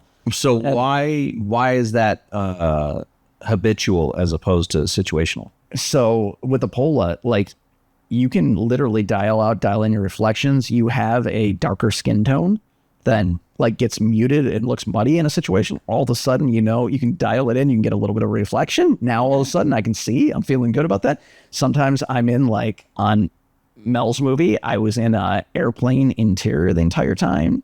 And sometimes the direction of the light would be too hot with the thing, and I turned my pole a little bit, and now all of a sudden my highlight is muted down a little bit. Okay. So I live and die by the Pola. Interesting. And there was one shot in Red Right Hand, and I don't mind saying this, of Orlando where my Pola was out of position. I don't know if my HMEs were not working, which I also live and die by, the HME. Yeah, the headsets. Or I don't know if we were in just such a bang, bang, bang thing where there is a highlight on him that I don't like, that I feel like is out of place with the rest of the movie. And because you're firing away, I was not able to do anything about it. But guess what? Since then, my Polas have been geared. It's on me. It's nobody else's problem now. Right. Like I will get it where I want it. And you know, That's actually not, that's a great, I was talking to someone else about that, and I think she was saying how she similarly, like, kind of habitually has a polarizer just to deal with skin essentially. and that's what it is. A lot of times for me is for skin. And I think it's because in the early 2000s, I came up doing a lot of hip hop videos in Atlanta. And you realize that there is a difference in skin tone. And if there's ways to shape things, because it Specifically with reflectivity. reflectivity, absolutely. And you can do amazing things with a polarizer. Yeah. You know, so I love my polarizer. And then I love diffusion too. Like I'm a big Black Pro Mist fan. Like I'll use Black Pro Mist. I'll also use Oh, go ahead. and I'll also use HD Classic Soft. Not the regular Classic Soft, the HD Classic Soft. The one made for digital. Made for digital, which contains a different size I had dimple. that one. And so I broke it. A lot of times I'll shoot a 1/2 HD Classic Soft, which interestingly enough is what is in the Black Magic filter. The Hollywood Black Magic. Hollywood Black Magic, yeah. I'm a big Hollywood Black Magic fan over the Black Pro Mist. You know who killed the Black Promise for me? It was in an interview. It was with Ellen Curris. Really? And she shot Eternal Sunshine. Yeah. She shot some stuff for what's his face? Bamboozled. Okay. Bunch of Talking Spike Lee. yeah. Yeah. And so I was interviewing her for Pretend It's a City with Fran Lebowitz, Okay. who's I want to say writer, but she's like kind of this institution in New York. Yep. As Martin Scorsese. Anyway, so I was talking to her about diffusion because at the time I was using quite a bit of primarily Black Promist and Promist at the time, and still is, but like YouTube especially was just like, if you want the cinematic look, you have to have a Black Promist, you know? Yeah. And she like, I think she was the best. Like I'm putting words in her mouth to a degree, but she basically recoiled and was like, ugh, no. And I remember she goes, everyone was shooting Promist when I came up, and I hate Promist because it doesn't have sensibility. It's just fuzzy. And then she likened it to using frost diffusion over lights where it just punches out. Sure. She's like, I prefer a grid because it like a half grid or whatever, because it just there's still some directionality and some sensibility to it. And then I left that interview going like, I'm never going to use Black Promist. You know what's interesting? That it comes back to sensibilities, and it comes back to that feeling. And like cinematography is so much a feeling. Now I like that look. But here's the thing I like about scatter is now I can tune it. When you're backlit, you know, and you got a window back here, it's super hot, and it just blows out the entire image, especially on like a Promist or a Frost or something. Yeah. Being able to just go, you know what, on the window, make it an eighth. Go, you know, and on the skin, make it a. Go back and look at my movies. Look at my back catalog of movies, and there's plenty of times where I've gotten dinged by a double filter reflection. You get ghosted. Yeah, sure. And you know what? Sometimes you just rock with it. You know, The audience doesn't care, and it's all about a feeling. Well, a lot of times the minutia we do is for other DPs, Yes. or something we think a producer, which 9 times out of 10 a producer is never going to notice anything like that. Most times directors don't notice. A lot of times it's for ourselves and our own insecurity. And at this point, I watch other DPs, the biggest of the big DPs, right? And I think there's a point where you go, okay, at this point, everybody knows what I can do and what I know. They don't make mistakes, but I think, and I've even seen it in my own career, you let things slide because you know what you're doing at this point. And if it doesn't bother you enough to do something about it, it's not going to bother anybody else. Well, and I think, like I had this kind of, I don't want to call it revelation, but everything kind of made sense when I was talking to Bob Richardson, which is like at a certain point, because he was just really kind of not flippant, but just like, it's kind of, you just do what you do, and you feel, as you're saying, you feel it out. And it occurs to me, like at a certain point when you are at that level, it's less about, you know, when you're an indie person or whatever, you really have to prove yourself. Right. But once you've proven yourself, you're able to kind of not necessarily take your foot off the gas, but focus on the big picture and not these little minutia, because the script is so good, the production design is good, all the other elements are so good that you don't have to do all the heavy lifting from the camera. And I say this when I was early in my career, you feel like you have something to prove. So you're pulling every light off the truck to show everybody, I know what I'm doing, right? Now, I know how it's sometimes a backlight and an eyeliner enough for me. You know, if it feels right to the situation and the setting, like there's a movie I did 10 years ago, and I was just telling somebody the other night, I overlit the movie, and I lit the movie to what I thought it was supposed to look like instead of what I wanted it to look like. And that only comes with experience and time. Yeah. You know, now I'm at the point where I'm going to light it to what I think is appropriate and what the director and I have discussed, you know, and I'll never override the director. I am there in support of the director. I love, my favorite kind of director is a director who brings something to me and goes, this is what I'm thinking. Like when I read a script, and maybe we talked about this before, I don't know if we did, but I never, ever, ever, the first time I read a script, try to picture anything. I want to know if I connect with the story, if I connect with the characters, if it's something that I want to be a part of, if it's something that I believe in.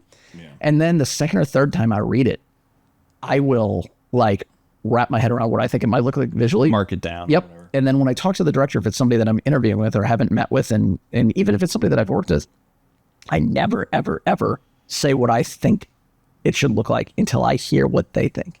And then I can say, well, I was thinking maybe this looks like this, or maybe we take your idea and we wrap this around it. But I'm never there to overwhelm. I'm always there in a support role to take your idea and make it better. I think that's another thing that a lot of specifically film students don't quite figure out about when they, these days, because cameras are so accessible, YouTube makes visual art more appealing, they don't realize that when you become a DP, you're not the director.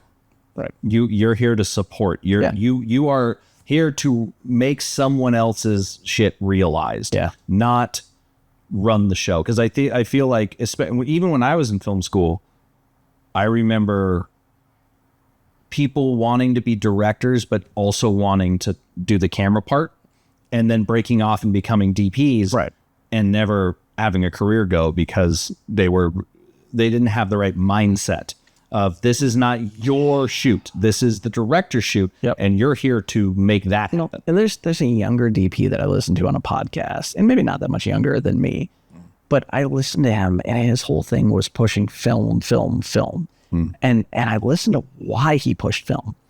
And it was because it was this artistic endeavor, and no one else knows what it's going to look like except for you. So the directors and the producers can't get in the way. It's your vision because you know best.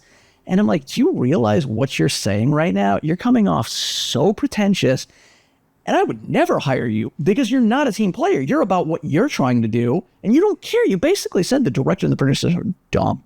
Right. And it made me so sad when I listened to it, because this guy who was a fairly talented DP, but I was just like, man, you just shot yourself in the foot, because I would never hire you. But it's funny because that also reminds me of, I feel like a lot of people loved that era, but if he was a younger DP, especially if he's like my age or younger, like, you're pining for an era you weren't a part of. Correct. And I was, by the beginning of my career, was in that era. Yeah. And I don't care if and it's probably hilarious for me to say this on a cinematography podcast, but I don't care if I ever shoot film again. I love digital. I love instantly being able to see what I have. Yeah. I love being able to show the directors what they're going to get, the producers what they're going to get. And I'm confident enough in what I'm doing that I'm never worried that somebody's going to be like, well, we need to completely change it. Right. And if the directors and the producers are in love with it while you're on set, chances are you can walk away in the color grade and it's going to look 90% like it looks when you shoot it. When I was just talking about this to someone over at restaurant down the street. When I was talking to Eichel about shooting the holdovers, he was like, yeah, we shot film first as a test, and it was too clean. Yeah. Because 5219 is literally built to be scanned. So he was like, why would we deal with all the pain of film when at the end of the day we're going to color grade the hell out of it, right, and adjust it temporally, and to look like old 70s 16 mil. Yeah, and there are DPs who would have fought for it just to have that experience, and it doesn't always make sense. Yeah, film's rad, but I don't today. Yeah, I think it's a non-factor. And by the way, one of my two favorite movies of last year, Holdovers, was just incredible. Oh, like such a beautiful story. I kept saying top three. It might be my number one. Well, that and American Fiction for me are my two favorite. American Fiction was great. Yeah. With Christina Dunlap shot that. Yeah. She's great. Great. It was great. Yeah, I love that one. There's one more that I'm going to be remiss in not coming up with, because I saw it after. I saw it this year, and it was a last year movie, and I can't remember what it is, but I'm going to kick myself later on when I... Maybe I remember it later. But I think Holdovers was by far, like, I was like, that felt like movies to me. Like, suddenly in one shot, I didn't know Eichel shot it either. I just went to go see it. Right. And then his name came up in the credits, and I texted him immediately. I was like, hey, come back on the podcast. That's awesome. But that was one of the first times in a while that I felt like, I just saw a movie. Yeah. Because I saw Planet of the Apes. That did it was a great film. Good. It's awesome. Yeah, great movie. But it feels so modern. It didn't feel like it didn't have.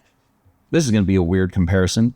The way I felt seeing the original Star Wars is the way I felt watching The Holdovers. Okay. Where I'm like, that's a movie. That is a thing that exists outside of time. And they designed it that way, which I think is credit to them. You know what did that for me recently? That new Beverly Hills Cop trailer. It felt like I'm the robot. Oh, it's so good. They should have just called it Axel. I'm so I excited. don't know why they put the F in there. Dude, well, because that's the track. Axel F is the name of the song. Oh, no. That's like Axel F is the name of the song. But just call the movie Axel. The F. Axel Foley. Everybody knows. No, I know that. Or Foley. call it Foley. I'm just saying. Axel Foley. But I'm saying Axel is a cool movie name. Axel F. No one's gonna say that.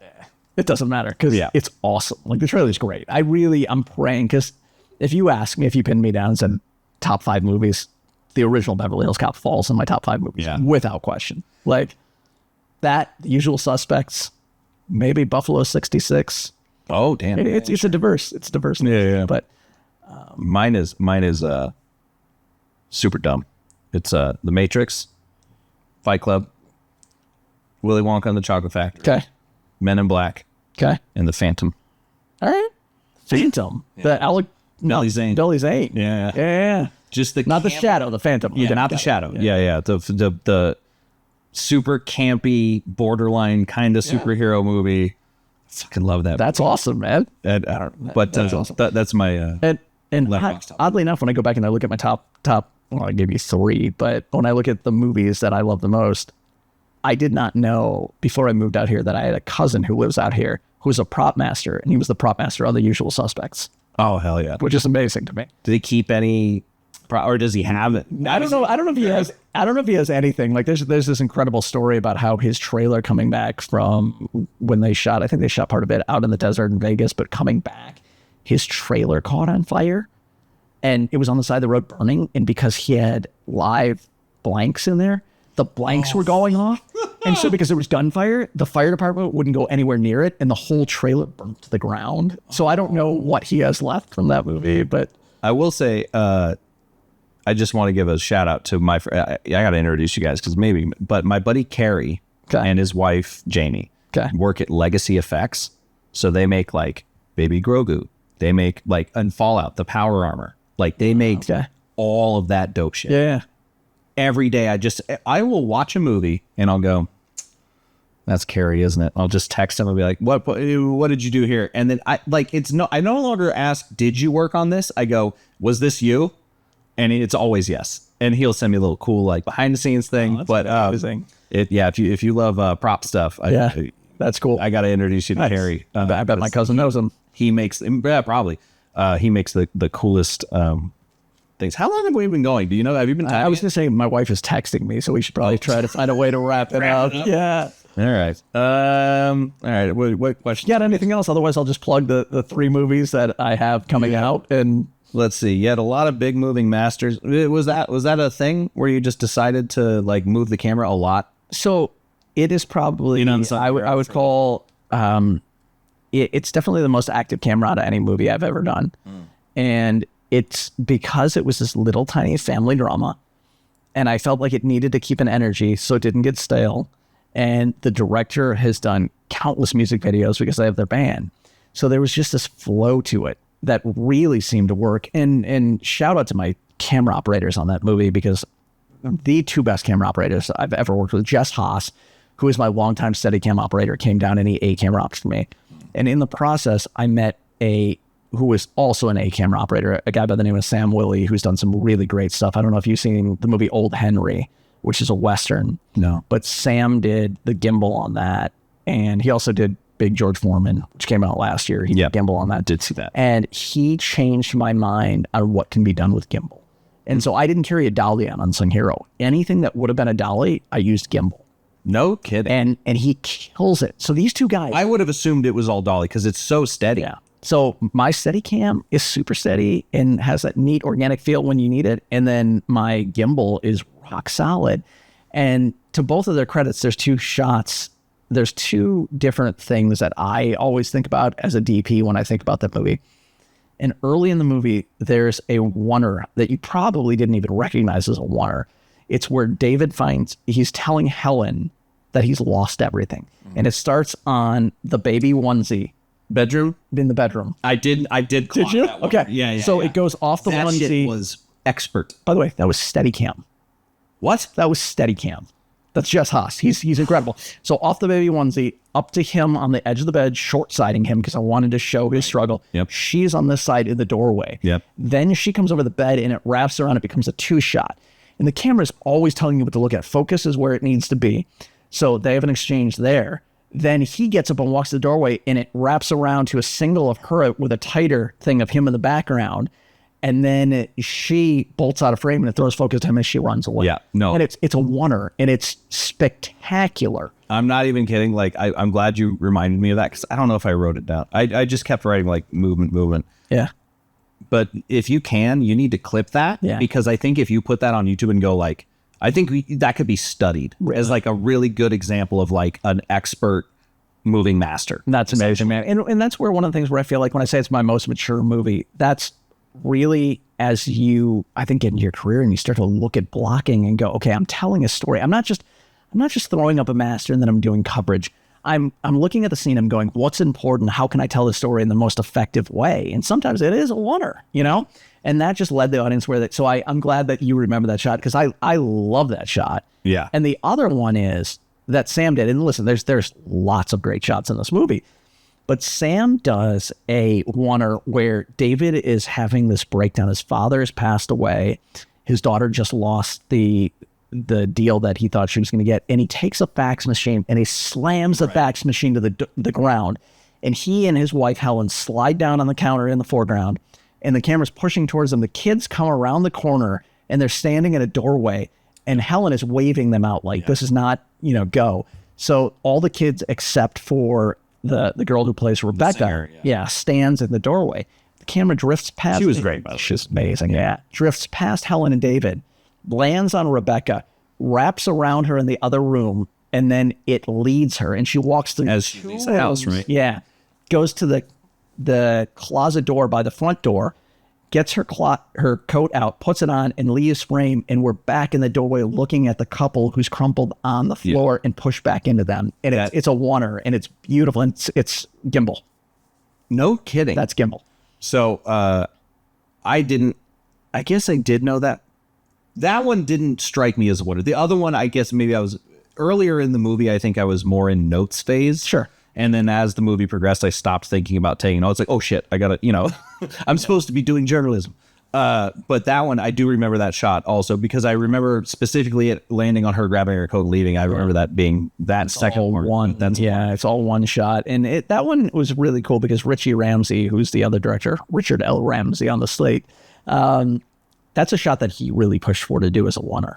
And you could have easily broken that shot up. But the fact that it just carries a lot of weight because I call it's like the moment she becomes a superhero. It's like her transition shot because it literally just pushes into her, lands on her, wraps around, leads her, and then you just see the emotion in her face. It's all about what she's going through at that time. Yeah, because in the scene, basically, that's the moment where she realizes, like, I'm done letting my parents tell me what's right when they've got their own problems. I can, maybe I should go do my own thing. I can't remember didn't she want to get ice cream or something? Like, I can't remember what.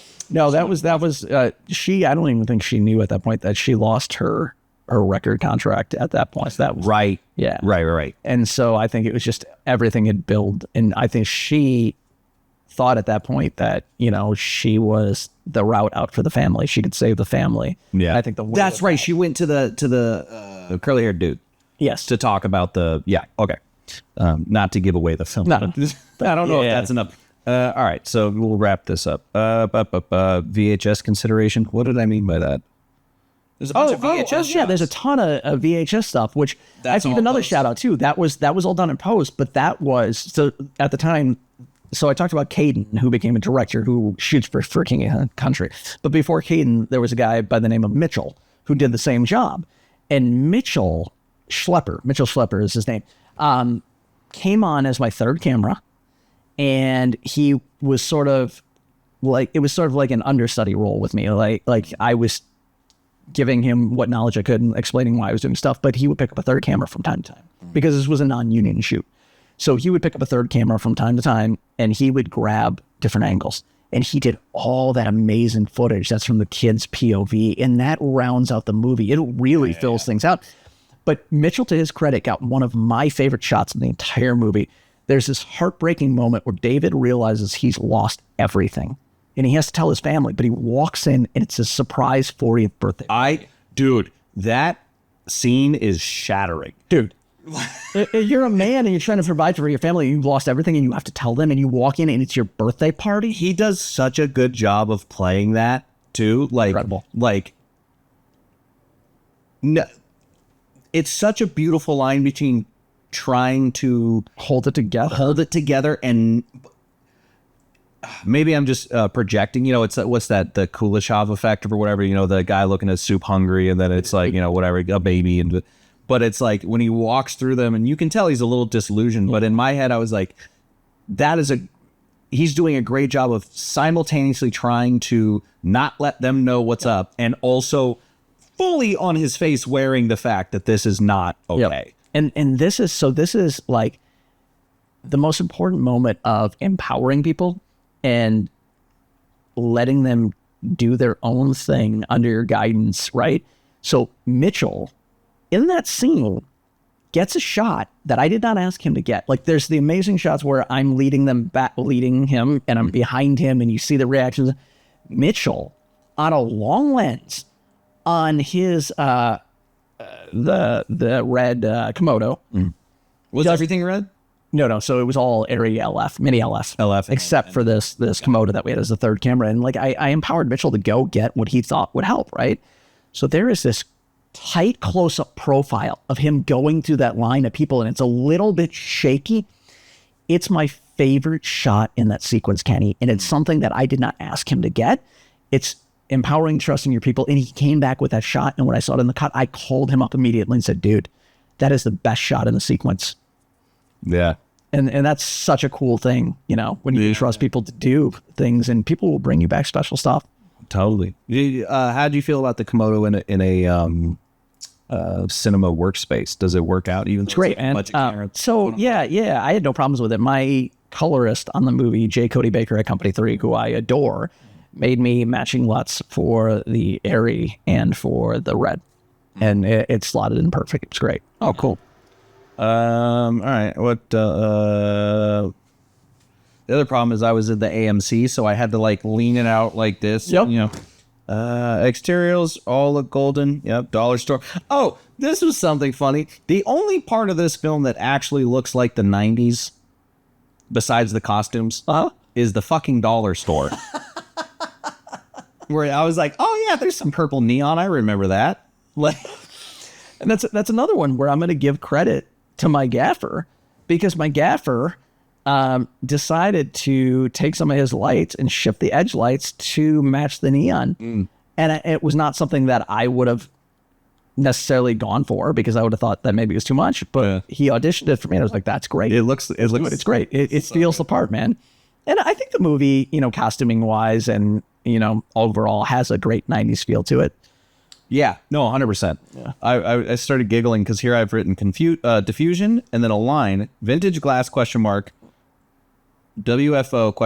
Nicor. That's funny. No, so I will tell you this too. Again, in something that I feel is also great score. The score was great. So Brent McCorkle, who is an incredible director, he co-directed Jesus Revolution, which I said was a huge box office hit. He scored this movie. Oh wow, and he's fantastic. His score's great. Yeah. But your WFO throws me to something that gives me anxiety as a cinematographer, because I see especially younger DPs who came up in this DSLR world will shoot a 1.3. Yeah. And then they'll throw their ACs onto the bus. I heard a story about a big series on a big network, and they asked the DP if they could move on, and the DP said, maybe if my AC didn't effing blow the focus. They were shooting a 1.3, dude. Yeah, they did that over the radio. You don't do that. I'm hard-pressed to ever open more than a 2.8. Like, I will do it in certain instances where I have to, but there's a level of respect, and unless I'm doing it for a very, very specific purpose, there's no need to go that wide open. Well, and also, I think that is a holdover from, granted, that this 1835, that 1.8 is sharp as hell. Okay. And You know, it's at most a 35 mil. So the depth of field is actually pretty decent. You know, you're not throwing anyone necessarily under the bus at a 1.8. But when you're talking about an 85 millimeter lens with a 1.3, Get your life, dude. What are you doing? It's like- also, look at all the greats. F4 to F8 generally. And also when people talk, oh, what's the film look? This is what I was going to say, was these wide open lenses, I think, is a holdover from when we had smaller sensors and we needed to, remember, we were like on a DVX where you'd have to zoom all the way in and then open it as wide as possible to get anything. Yep. Now it's like, it's fully reasonable to shoot a 50 mil at F4. Yeah. It's Absolutely. it's not, no one's getting scared about the background. Yeah, I'll tell you, most of my interiors were probably 2.8. And I aim, and maybe it's something that I heard Deacon say in a podcast one time, or not in a podcast, in a Disgusting. ASC article, in American Cinematographer magazine years ago. But I like to aim to keep my exteriors, daylight exteriors, at a 4.56, roughly thereabout, you know? Yeah. I'm not trying, unless they're, and like I said, sometimes there's a story moment that calls for something to be super shallow depth of field, right? Yeah. But I'm not trying to like make it so all you see is one. I mean, the eye. Even all of Fincher's stuff sits between a 2.8 and a 4, and he's like the king of shallow depth of field. I think it's a lot of people who came up with technology that they didn't quite understand, and it was the cool look at the time. It's also why we spent a decade looking at garbage that was no contrast, that was log and look, because people didn't understand what they were doing, you know? I've always been a big proponent of contrast. Unsung Hero is probably my least contrasting movie out of anything I've done, and the reason I did it was because I wanted to go with a little bit more of a 90s vibe, you know? The something that I will say that I've mentioned, you've heard me mention it to other people on this podcast, is your note about shooting in the snow. Yeah. I have carried that with me for the past 4 years because it's such an non-intuitive way to think about. Normally you would think, all right, the background's whatever, I'm making numbers up. Background's at an F16. So that means the skin's got to be at a 32 and we got to ND the hell out of it. Right. It's like, actually, no, skin's going to be at an F8. Yep. Like, what? No, trust me. And it looks natural. And again, man, like that goes back to testing and preparation. And I cannot tell you how important pre-production is to me. And Unsung Hero, we had two directors who were willing to go the extra mile. And they would come to my place for 2 hours a night after we worked at the office. We talked through every single scene in the movie. I knew how the camera was going to move the entire movie. I knew how I was going to light it. And, you know, there was maybe a scene or two that we didn't get to talk through, right? Right. And on those days, they're not quite as smooth, you know? But, I mean, when you look at it as a holistic picture, that movie, I feel like, has a genuine arc. Yeah. And I feel like it has a genuine look that we never deviate from, and it feels consistent all the way through. The only thing, and then I'll let you go, but the one that I actually did want to ask about is the interior, especially night scenes, seem to have kind of a traditional top light, backlight key thing going on. And I was wondering if you could kind of elucidate what your general lighting. So yeah, you're probably talking about a lot of the stuff where we're interior at the dining room table, probably, because there's a Christmas scene where they're at the dining room table before they go out. Also the bedrooms. The bedrooms, yeah.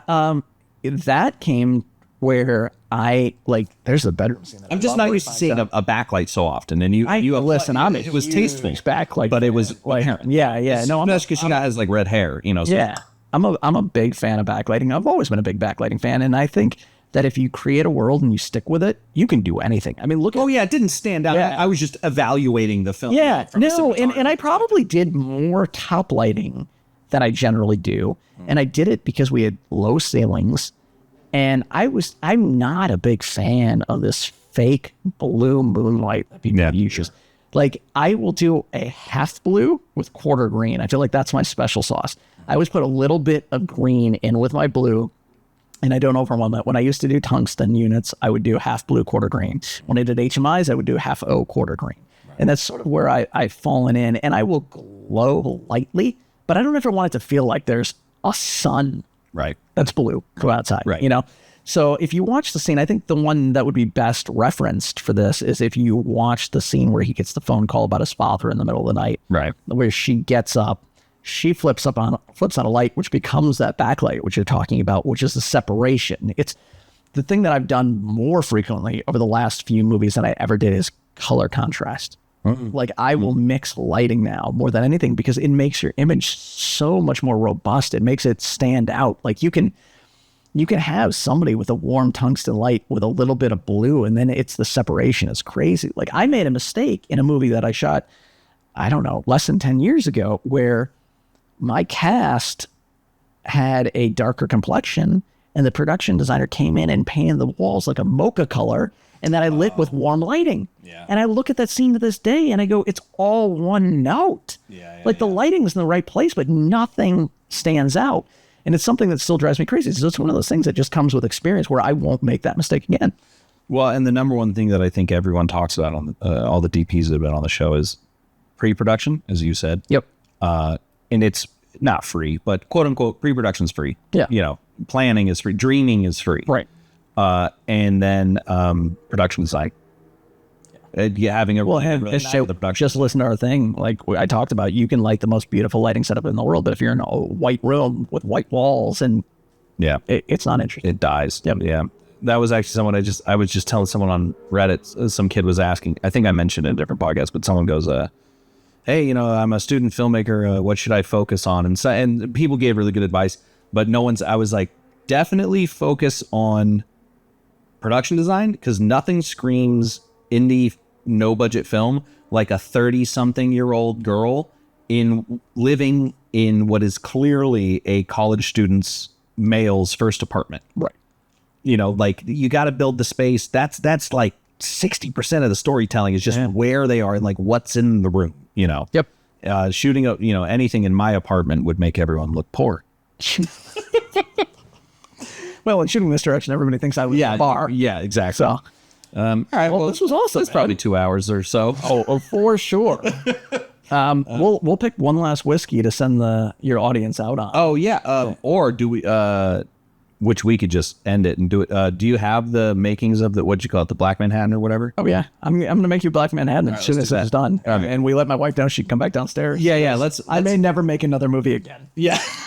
All right. Well, episode 150. 150. Congratulations, Kenny. Thanks for helping me start it. I've got brother. Yeah. Let's get the Manhattans. Cheers. Bye. Awesome, man. Frame and Reference is an Owlbot production. It's produced and edited by me, Kenny McMillan, and distributed by Pro Video Coalition.